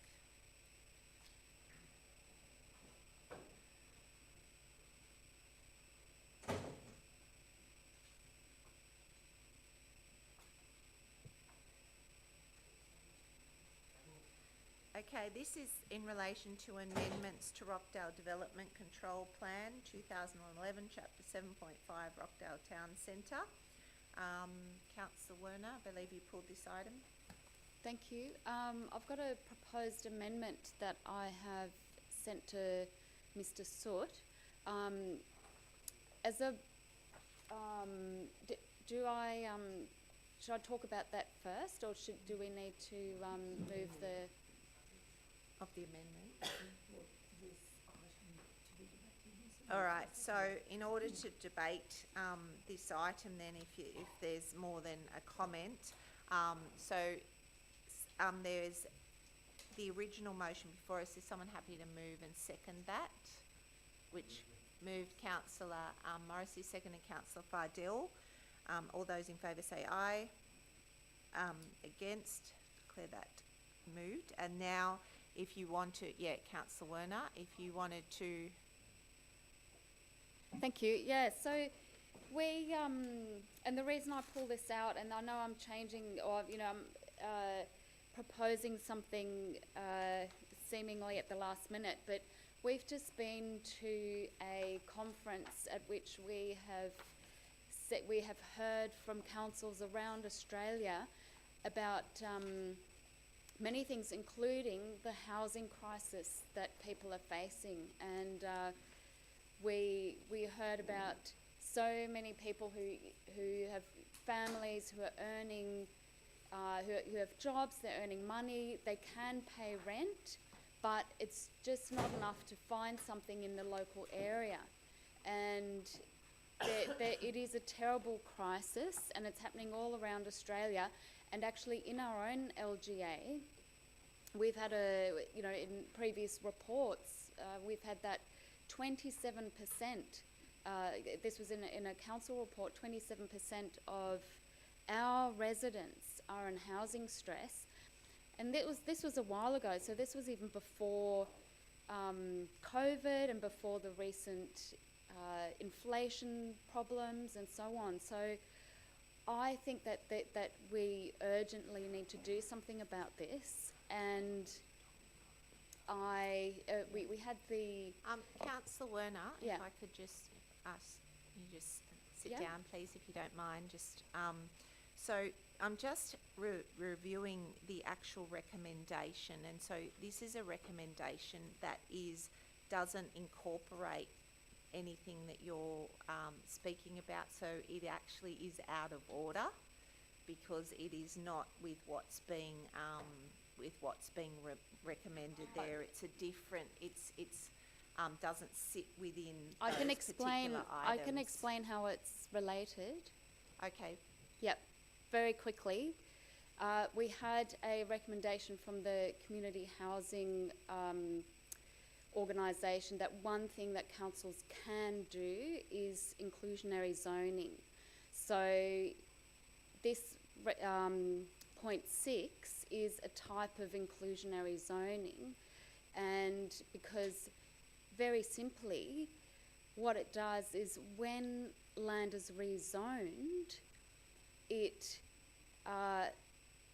puts a rule for what has to happen on that land, and really that means we can collect a contribution, so our ratepayers don't have to pay for the extra housing, and all it does is it's a type of land tax, but it's a way that we can collect contributions towards affordable and social housing that are not going to cost ratepayers any money.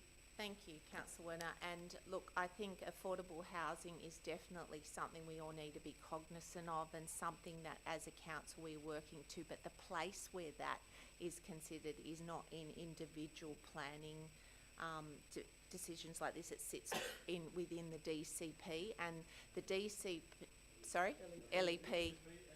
Yeah, so the LEP, our LEP has been endorsed, and as we got feedback from the government that's endorsed now, so no changes can be made to that. The next step is the DCP. So the DCP has some opportunity, Mr. Barber, does it, to put. We're actually looking at the DCP tonight.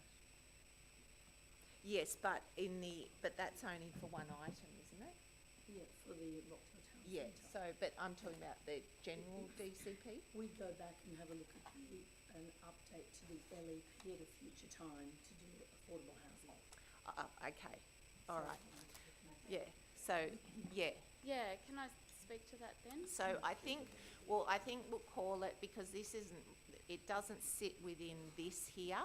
So it is something that council will.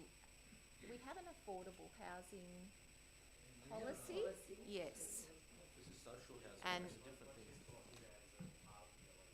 This LEP. Yeah. So can I just say it is part of the LEP, and I've had advice from. yeah. Well, Yeah, no, I Yeah, realise so the we're LEP not- is done and finished, so but yeah, tonight that's we're fine. considering the LEP. Yeah. Yeah. All right. So thank you. But that's something that we need to, we do need to consider, just not as part of this item. So it's as part of that when the LEP comes back.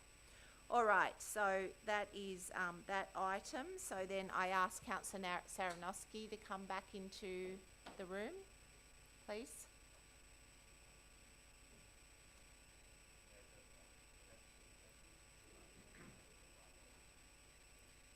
Well, it's existing motion though.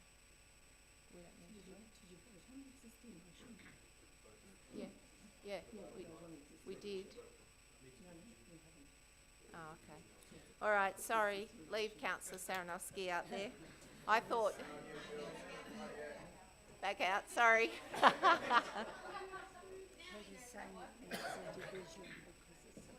Oh, okay. All right, councillor, sorry, I thought it was the one before. Do I have a mover? Moved councillor Awada, seconded councillor... Well, that's what I thought we'd moved it. Oh, sorry. So I thought I'd done that. So we have moved by councillor Morrissey, seconded by councillor Fardell. All those in favour say aye. Against? Thank you. Because it is a planning matter, we do have to hold a division. So we'll go around the room when the team's ready. So here is, so if you are for, you're for the recommendation that the committee is putting forward to council. Councillor Morrissey, Councillor Muscat, Councillor Fardell, Councillor Jansen, Councillor Naji, Councillor Souness, Councillor Werner, Councillor Wada, Councillor Barlow, Councillor Hannah, Councillor Douglas, Councillor McDougall, Councillor Cedric, 4. Please invite Councillor Fardell, you invite Councillor Saranowski. Oh, 4.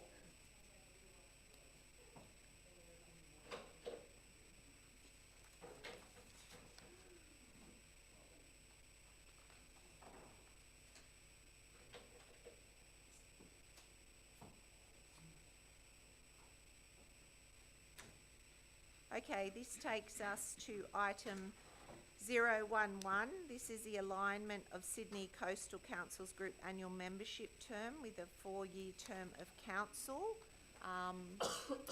Councillor Morrissey. Yeah, just for councillors' information, so Bayside's already a member of this Sydney Coastal Council's group. They're just changing their structure. There was always an annual fee that was paid. They're looking to ensure the sustainability of their workforce. They've got a chief executive officer and some staff who are basically it's an advocacy body. So they're just changing their from an annual membership.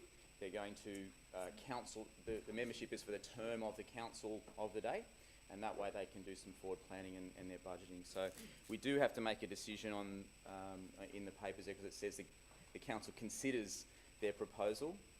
So I'm moving that we agree to a membership term aligning with each term of council. Okay, so we have moved by Councillor Morrissey, seconded by Councillor Jansen. Any discussion? Councillor Souness. So the question arises, does that mean that we're a member till the end of this term of council, and in the 4th year, at the end of that term, when the new council comes in, they sign up for another 4 years? Can I ask what do we pay annually at the moment? This doesn't throw people off guard, given that it's been on the paper for a week. I think it's in the council report. Have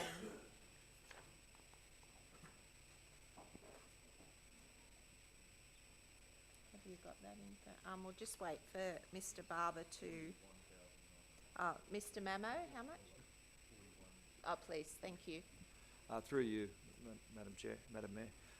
The annual fee for 22-23 is set at $41,932. Thank you, Mr. Mamo. So they'll effectively give us a bill of $160,000 on the renewal of the council term, plus any... paid annually. So it'll be realigned. Okay. Okay. Yeah. Any further discussion? All those in favour say aye. Against? Declare that carried. Oh, okay. Oh, okay, good. This takes us to item 012. If I could ask Councillor Nagy and Councillor McDougall to leave the chamber, please.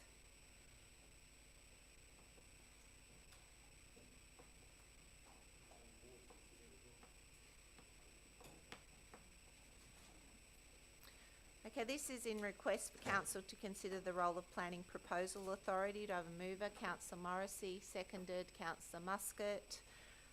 Any discussion? No discussion. All those in favour say aye. Against? Declare it carried. All right, if you could please ask Councillor Naji and McDougall to return.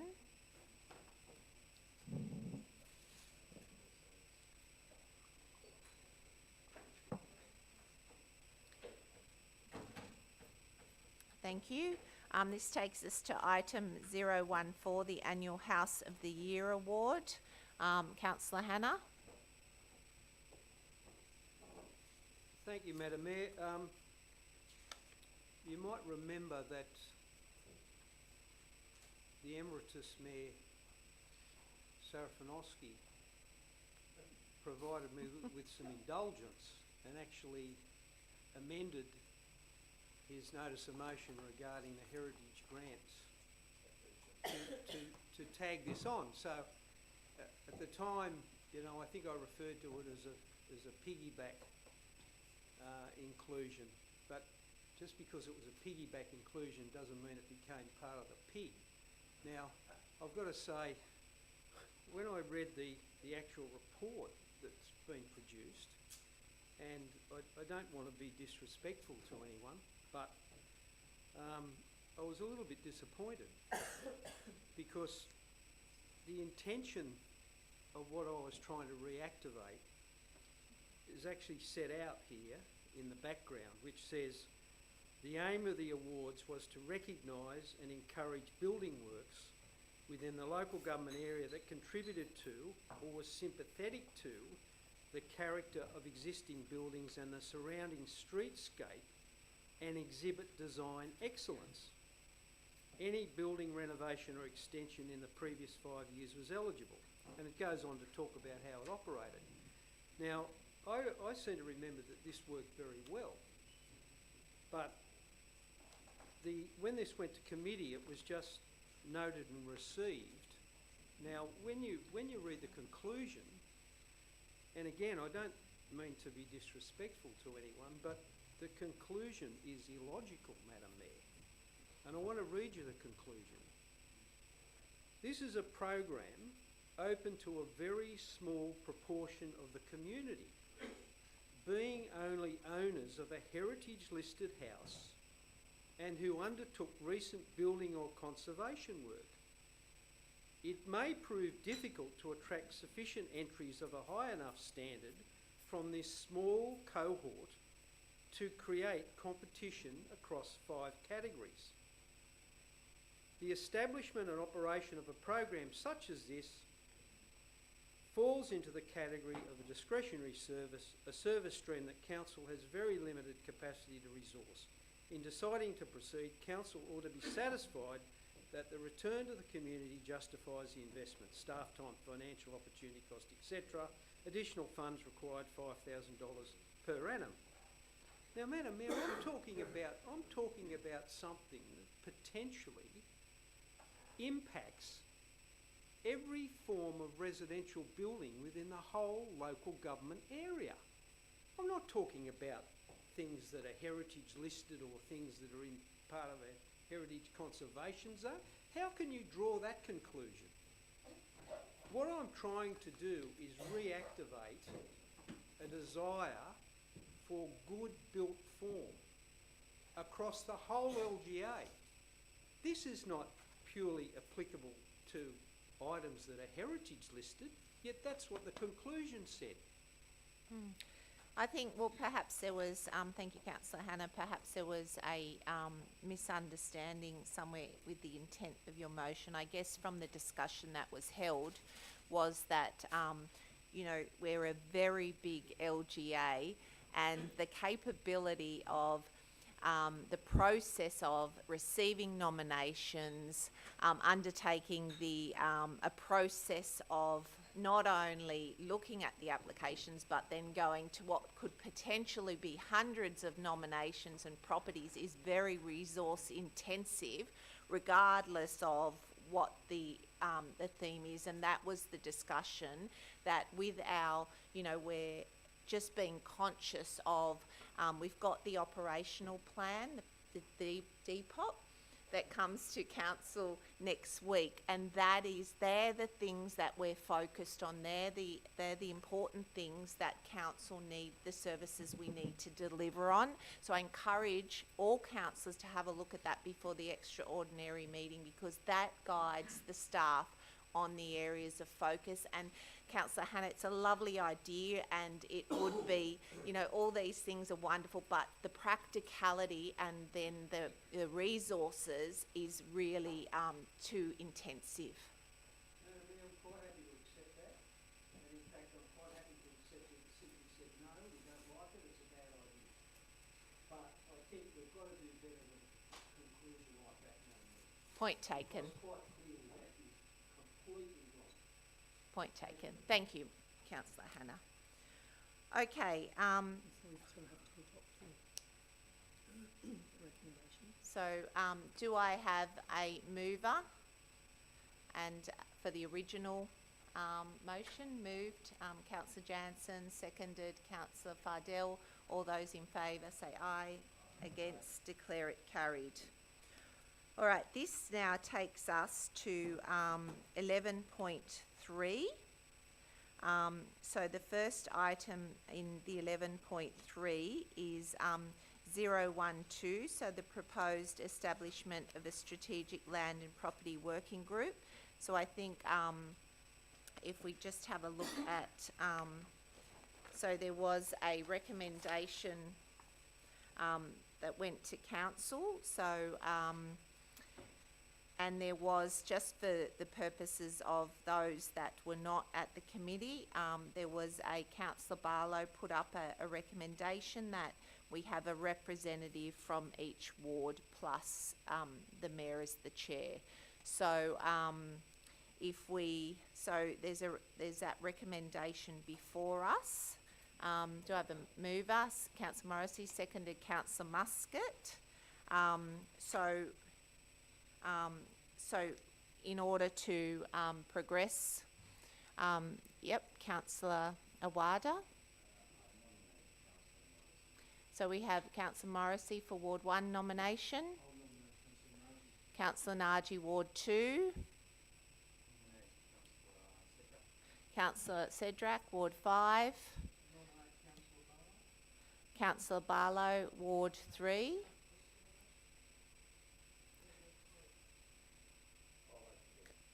Councillor Souness for Ward 3, and then better keep track of this.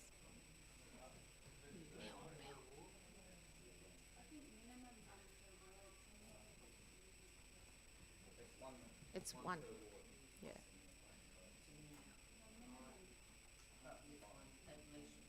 So we've got Councillor Souness, Councillor Saranowski, and Councillor for Ward 3, and Councillor May I Nominate Councillor Douglas, please. I was just making a suggestion that maybe the newer councillors can sit in and watch, but you've really got to know your ward, and you've got to know, every little bit of it. So that's why I thought the longer term councillors would be better, and the other ones can all come along anyway and, be part. Can I just, in the spirit of that, Councillor Barr, if I can just amend number 4, that council appoint 5 councillors, 1 from each ward, to be included as voting members. I'll move that if you can get a second. Do I have a seconder? Councillor Fardell. All those in favour say aye. Against, I declare that carried.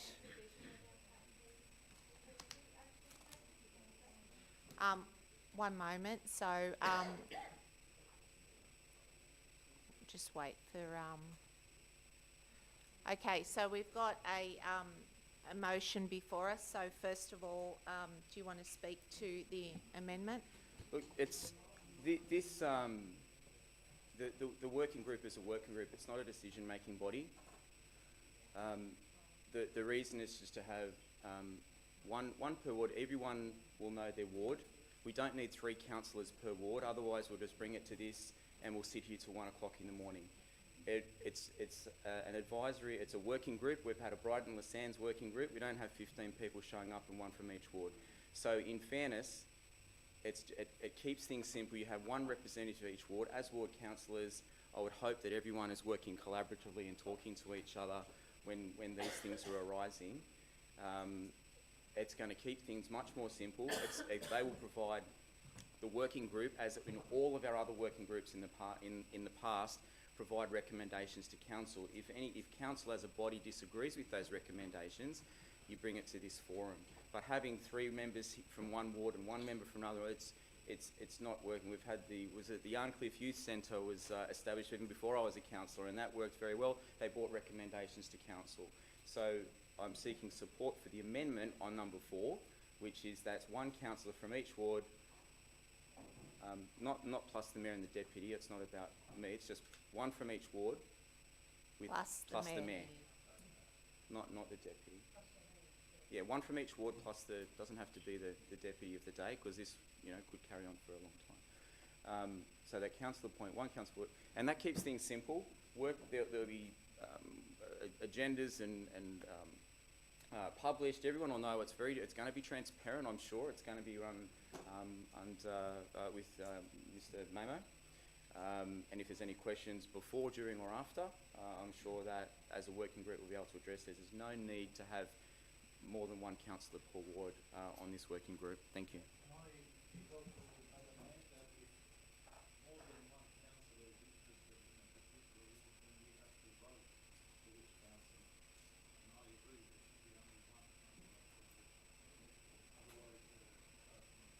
Thank you, Councillor Naji. So we have an amendment. Councillor Douglas. Just speaking against the amendment, I mean, this was brought to committee and that was the place to debate it, and all councillors can come to that committee and debate these there. Can I just say, Councillor Douglas, it wasn't, because what came to committee was the recommendation there was that council establish the working group, that we approve the draft terms of reference, and that council appoint a minimum of 5 councillors, and that council appoint a chairperson, but that was not undertaken. So that part comes to full council, and that's what we're doing now. I do understand that, but we passed it back from committee, that it would be a minimum of 5, and now we're changing it to 4. That's correct. Well, that is the full council have the capacity to do that, should they choose to. And I do think that we need to have the opportunity for input.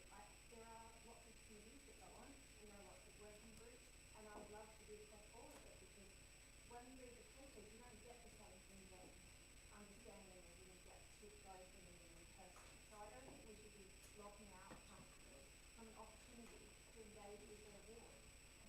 Thank you, Councillor Douglas. Any further speakers? Councillor Werner. Yes, I agree with Councillor Douglas. This is core strategy of council. This is going to be looking at council assets. It's going to be looking at council land. It's going to be looking at what we can do about the asset maintenance gap that we've got. This is really, really important stuff that I think every councillor should be able to have an input in. And actually, different councillors have different understandings of different things that are happening in their ward.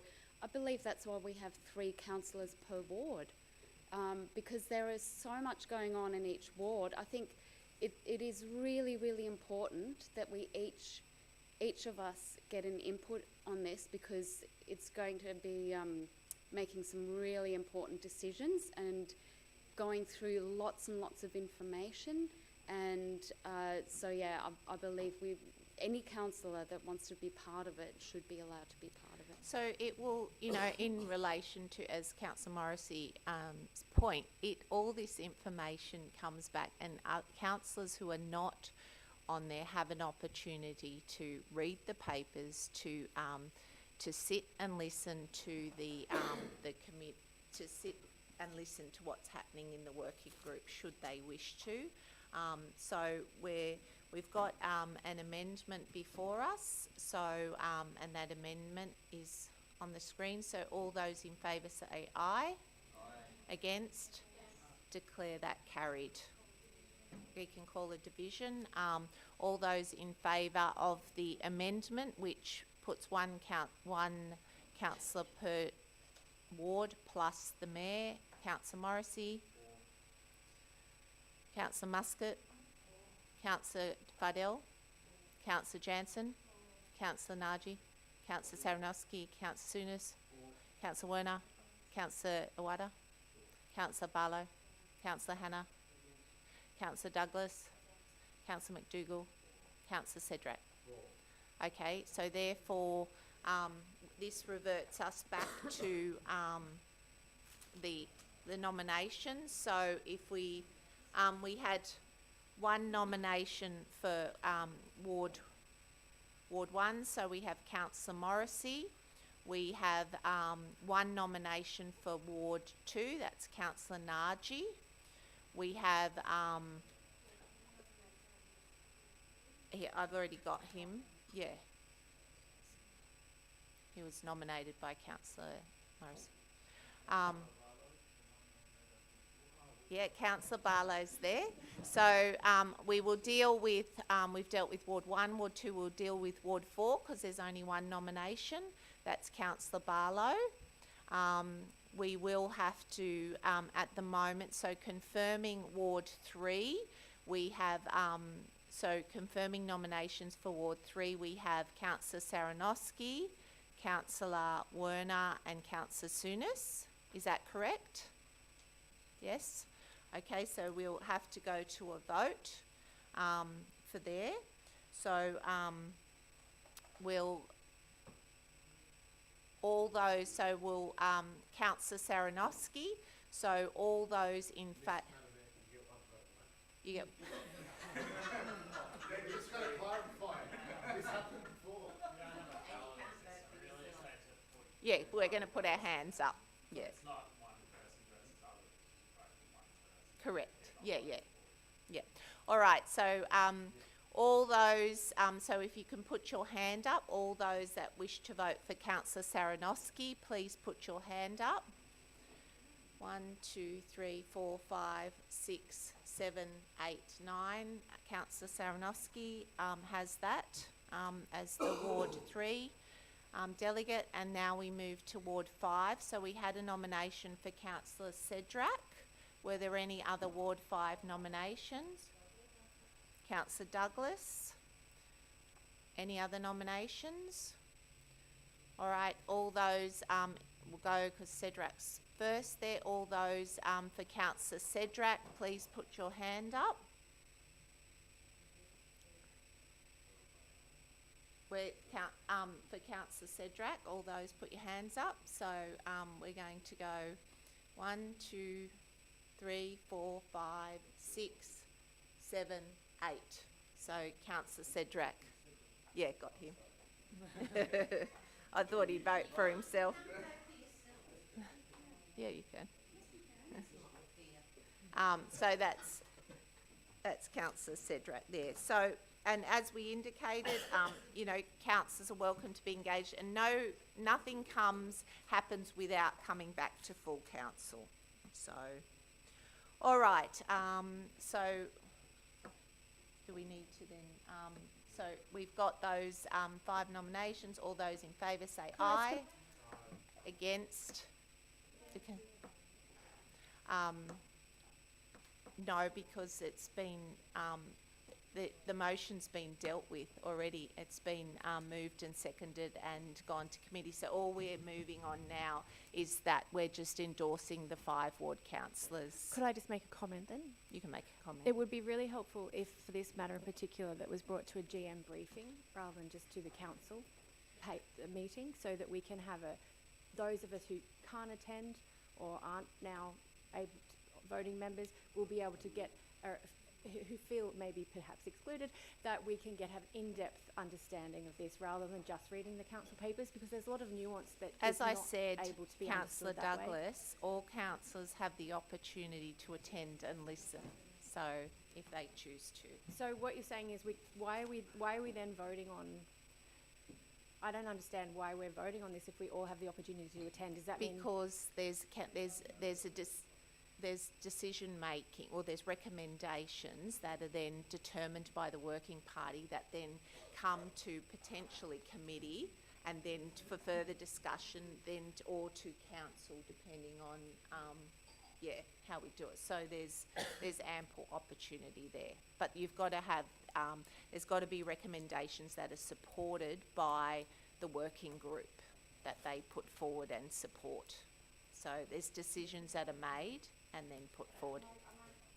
Still stands that it would be great if this could, the results and the reason, that the raison d'etre for why they've made these decisions comes to GM briefing so that councillors can get a full understanding We don't of do it. GM briefings, we do committees, and it will come transparently to a committee in a published paper where the public can see and read everything, so it's fully transparent. So we'll do that.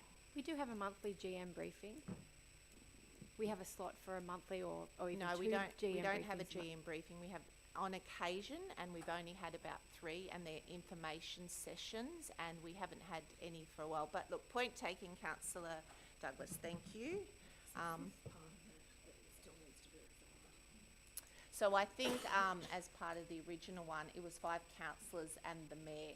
But it's the chairperson who's going to chair. Oh, okay. So, all right, that the mayor is the chairperson, and then, you know, do we need a deputy chairperson, or is it?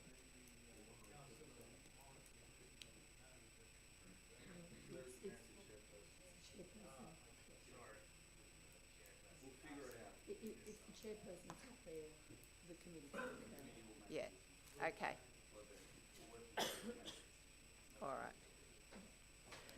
Okay, this then takes us to,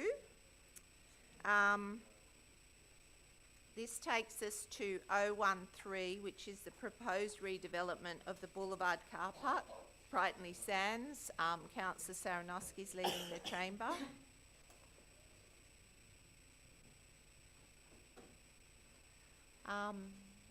Who pulled this item? Oh, Councillor Cedric.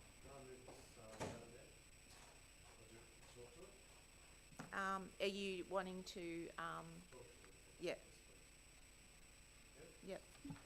Thank you, Madam Mayor. Look, I stand in full support of Council's recommendation for option 3. I'm so excited that this has come forward. I want to thank the staff in particular, Mr. Mamo and your team. Amazing option 3. Improving the car park spaces in Brighton has been something that I think every single individual, so whether you're on council now or previously, I want to thank everybody for their particular focus on this. This has been a long time coming.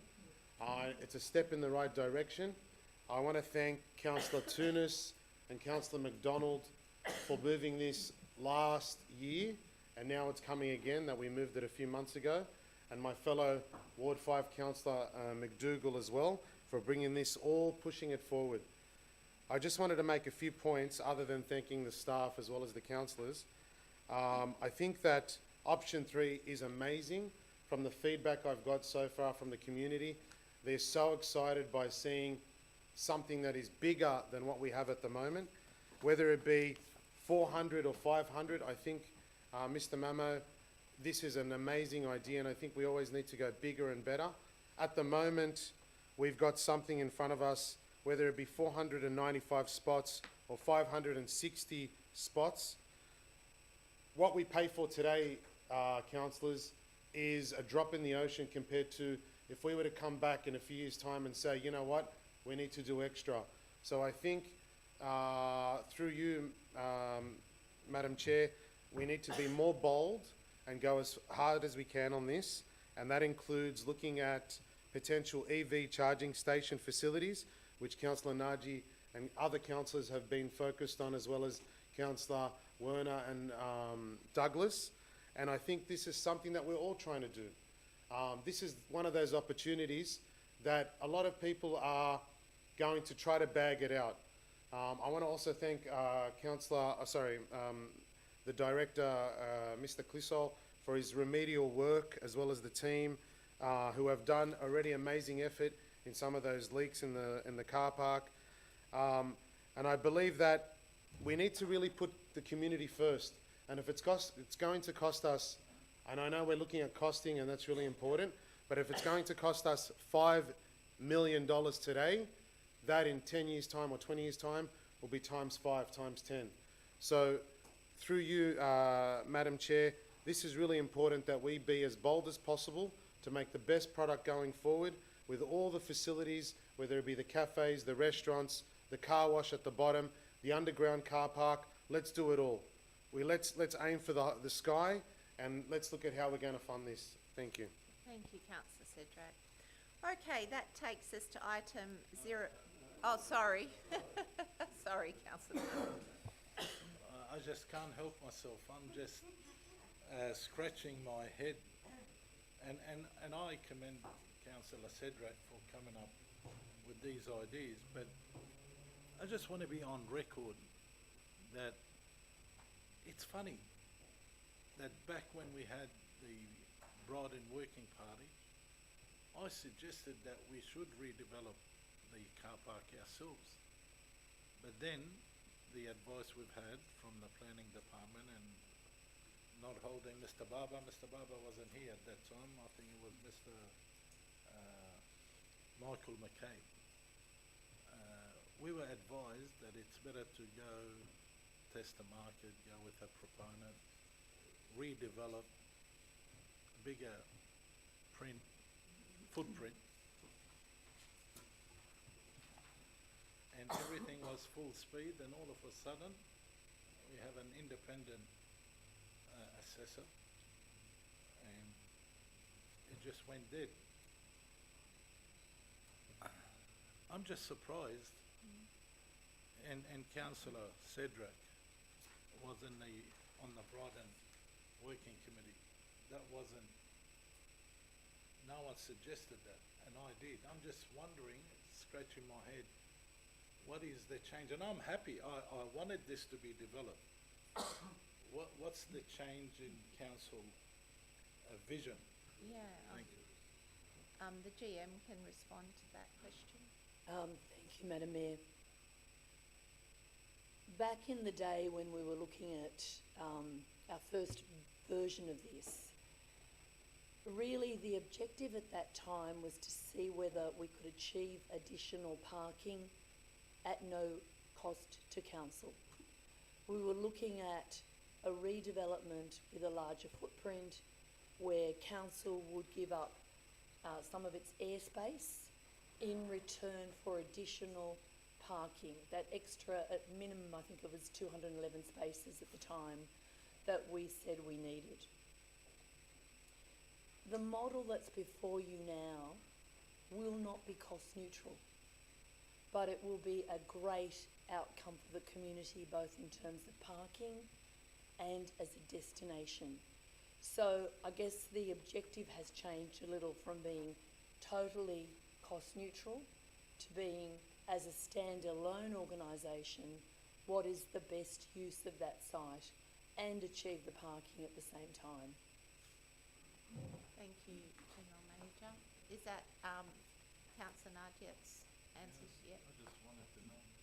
Okay, Councillor Jansen. Just, Madam Mayor, just to comment, if we're investing in a state-of-the-art, bold facility, that we really need to kind of analyse all the levers we can pull to raise revenue to kind of address our shortfall. Thank you, Councillor Jansen. Councillor Douglas? Just briefly, because I know we debated this at committee already, but we didn't actually touch on this point, which I realised after the fact, that there has been a lot of requests for new public toilets in Brighton Le Sands, and I'm not sure if this, I can't remember in the design if this had substantial public toilets, but it would be a great opportunity to address that need in this facility as well. Yeah.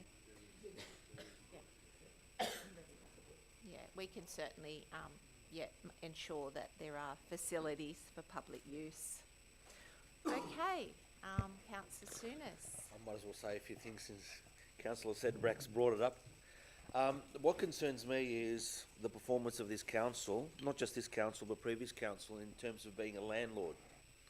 Now, we look around our LGA and questions have been asked over the past few council meetings in terms of properties that we own, that we just don't have people in there leasing them. We've got Amros, we've got the old Hashem site, we've got the one in Walleye Creek Park, or the park across the road from Walleye Creek. We need to improve our performance in terms of the way we handle these assets, because we're going to create something. Madam Mayor, you okay? We need to, because I'm addressing you, we need to be on the front foot, as Councillor Jansen said, in terms of what we do with these assets. No point going out to tender, getting all excited, la la la, and then we've got no lights on and no revenue. So we've got to get our act together. We think that we're operationally fit. We've got all these revenue streams coming all from all over the place, yet we've tripped over our own neck, for argument's sake.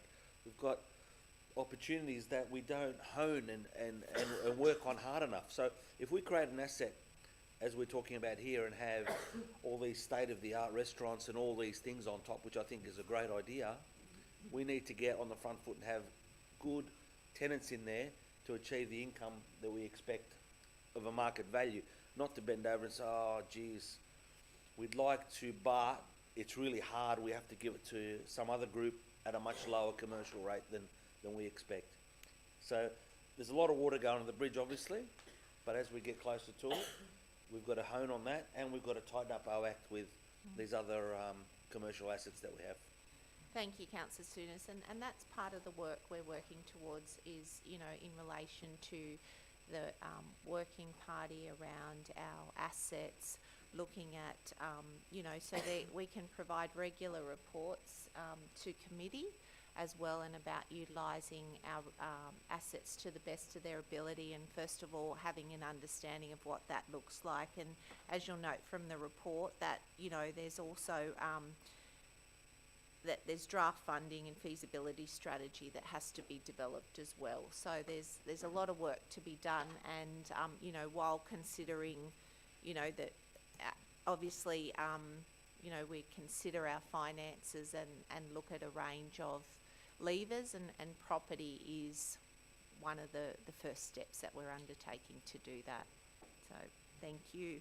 All right, so moved by Councillor Cedric, seconded by Councillor McDougall. Just speaking very briefly to this, to support the motion and all the work everyone's done on this. As Councillor Nargi said, ultimately, you know, it's up to us to provide public car parking.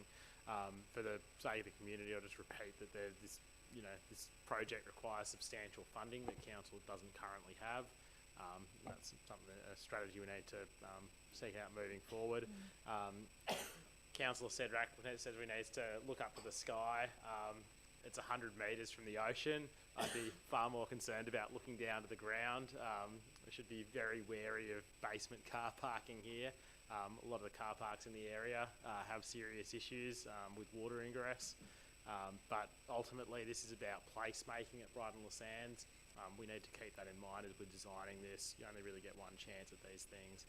Obviously, you know, what we do with this site will be the difference between activating the laneway and another street at Brighton Le Sands or not.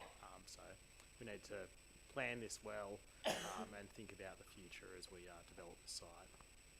Very true. Thank you, Councillor McDougall. All those in favour say aye. Against, declare it carried.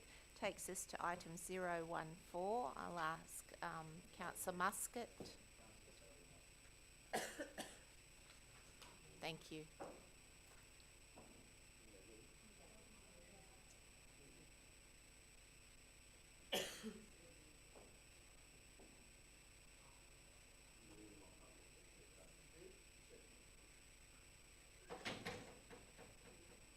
I'll just wait for Councillor Saranowski. All right, this is in relation to 014 Botany Aquatic Centre Stage 2. Councillor Hannah, you wanted to pull this out? Thank you, Madam Mayor. Look, I just wanted to make a suggestion, whether or not it could be considered if we could get a GM briefing on this. The only reason I'm saying that is we've only had one, I think, meeting of the reference group so far, and I'm just really concerned about the escalation in construction costs. You know, I really do think that we're going to get a big shock when we actually go out and try and find out how much this is really going to cost us. I mean, there's reference to Ashfield costing 45 million, and I think that cost was actually 70 million. I'm just wondering whether or not it just might be wise to get a GM briefing on this, because we might have to think about whether or not how we're going to really stage this. Yeah, and that's, it's something that I know the GM has been looking at, and we are about to make contact with our reference group and bring them back together again to look at those designs, and then that will also, as the first step, and then what I suggest is then we can bring a report to committee around the feedback from the reference group, and then looking at those stages there. Madam Mayor, really concerned about the cost, and I think we need to be in a position to be able to. Well, everything's gone up in the building industry. It's just enormous, and you know, I think we're going to get a real shock with this. Thanks, Madam Mayor. Thank you. Councillor Saranowski. Madam Mayor, I have no issues. I agree. I see it firsthand every day at St George Bank. The costs have exploded. My only issue I just wanted to raise is the major donors of this project, we need to keep them in the loop. I'm not sure whether they're giving us the money with strings attached or timeline. I might defer to the GM. Through the Mayor, we do have a funding strategy that we will bring to council. A large component of that is a VPA. That money has been received, and we are in contact with the office of the of Meritons. That we actually believe that we'll use less of the VPA than initially we advised council. And we are going to go and brief Mr. Triggerboff shortly. All the best. But the VPA actually gives us some flexibility. So it's the pool and other projects within the vicinity of the pool. So we're very comfortable that we have a funding strategy for this. Thank you, GM. All right. There being no further, well, there's been no amendment or anything. So we had a, do we have a mover and seconder? I'll second. Okay, moved Councillor Morrissey, seconded Councillor Saranowski. All those in favour say aye. Against, declare it carried. Can we invite Councillor Muscat back into the chamber, please?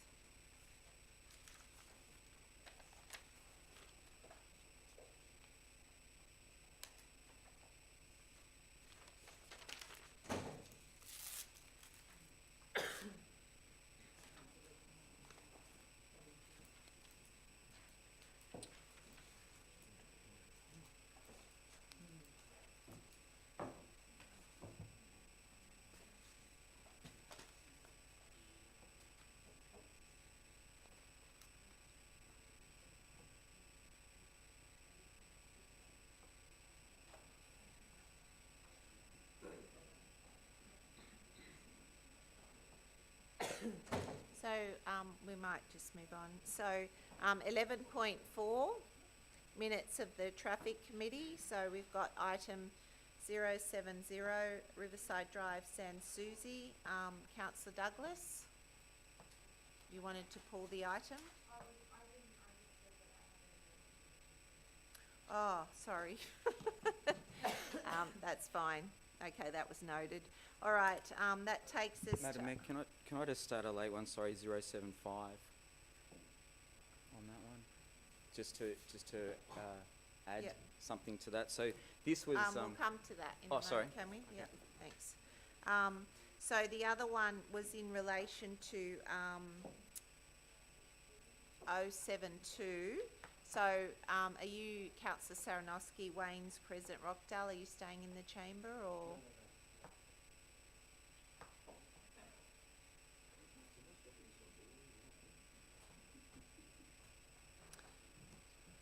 Okay, so in relation to,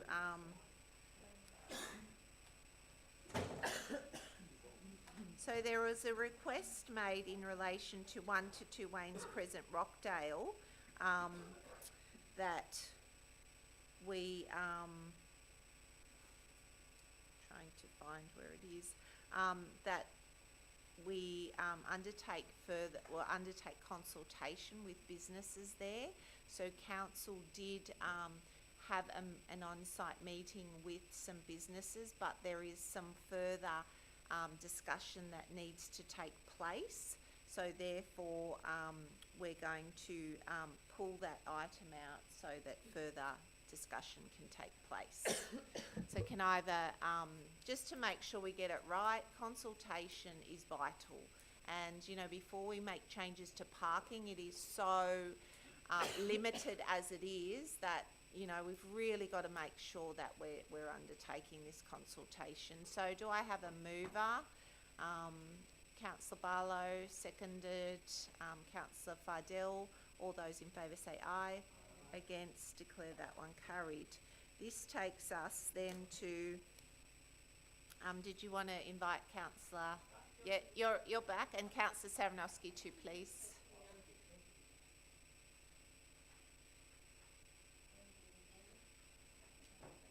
Okay, item 073, Warriolda Street, Cogra. Who pulled that item out?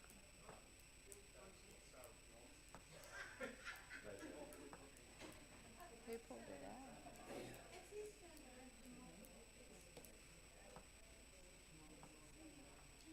Did anyone? I don't have it listed. Oh, so it's just a conflict? Sorry, that then takes us to 22.075.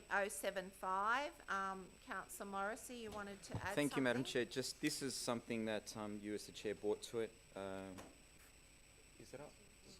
So point 2, just to add to that, including review of the need for the bus zone between Banksia and Edward Streets. So at the bottom of that one, if that's... So it'd be under the recommendation. Yeah, number 2, where to improve peak hour traffic flows.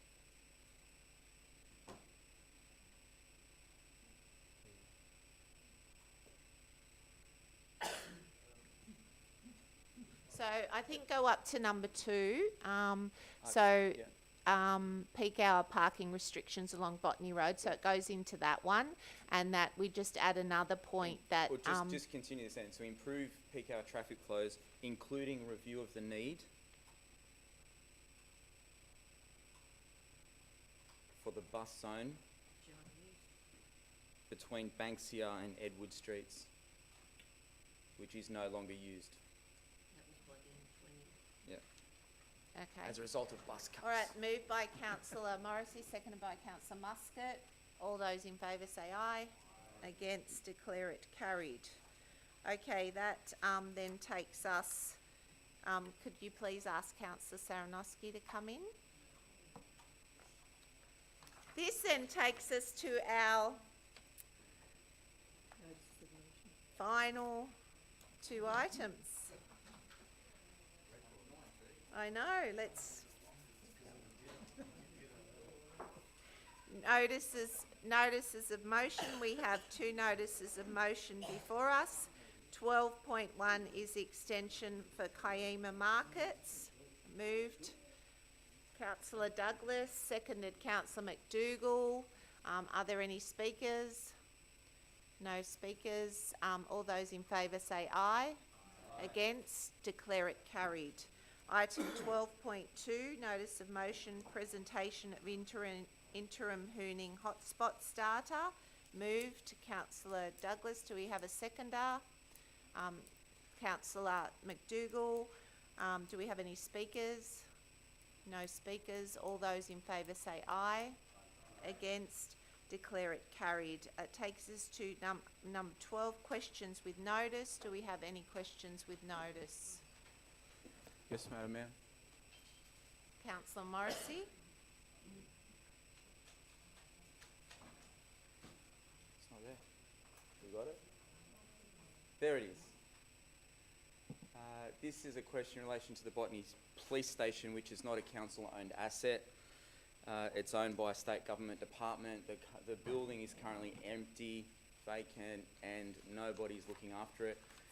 Over 12 months ago, council, as a body at that time, made an application to the New South Wales Heritage Office for an interim heritage order on the former Botany Police Station while the building status was being reviewed by the Heritage Review Committee. This is a sandstone 1800s, one of the original, it was actually a country police station in the day.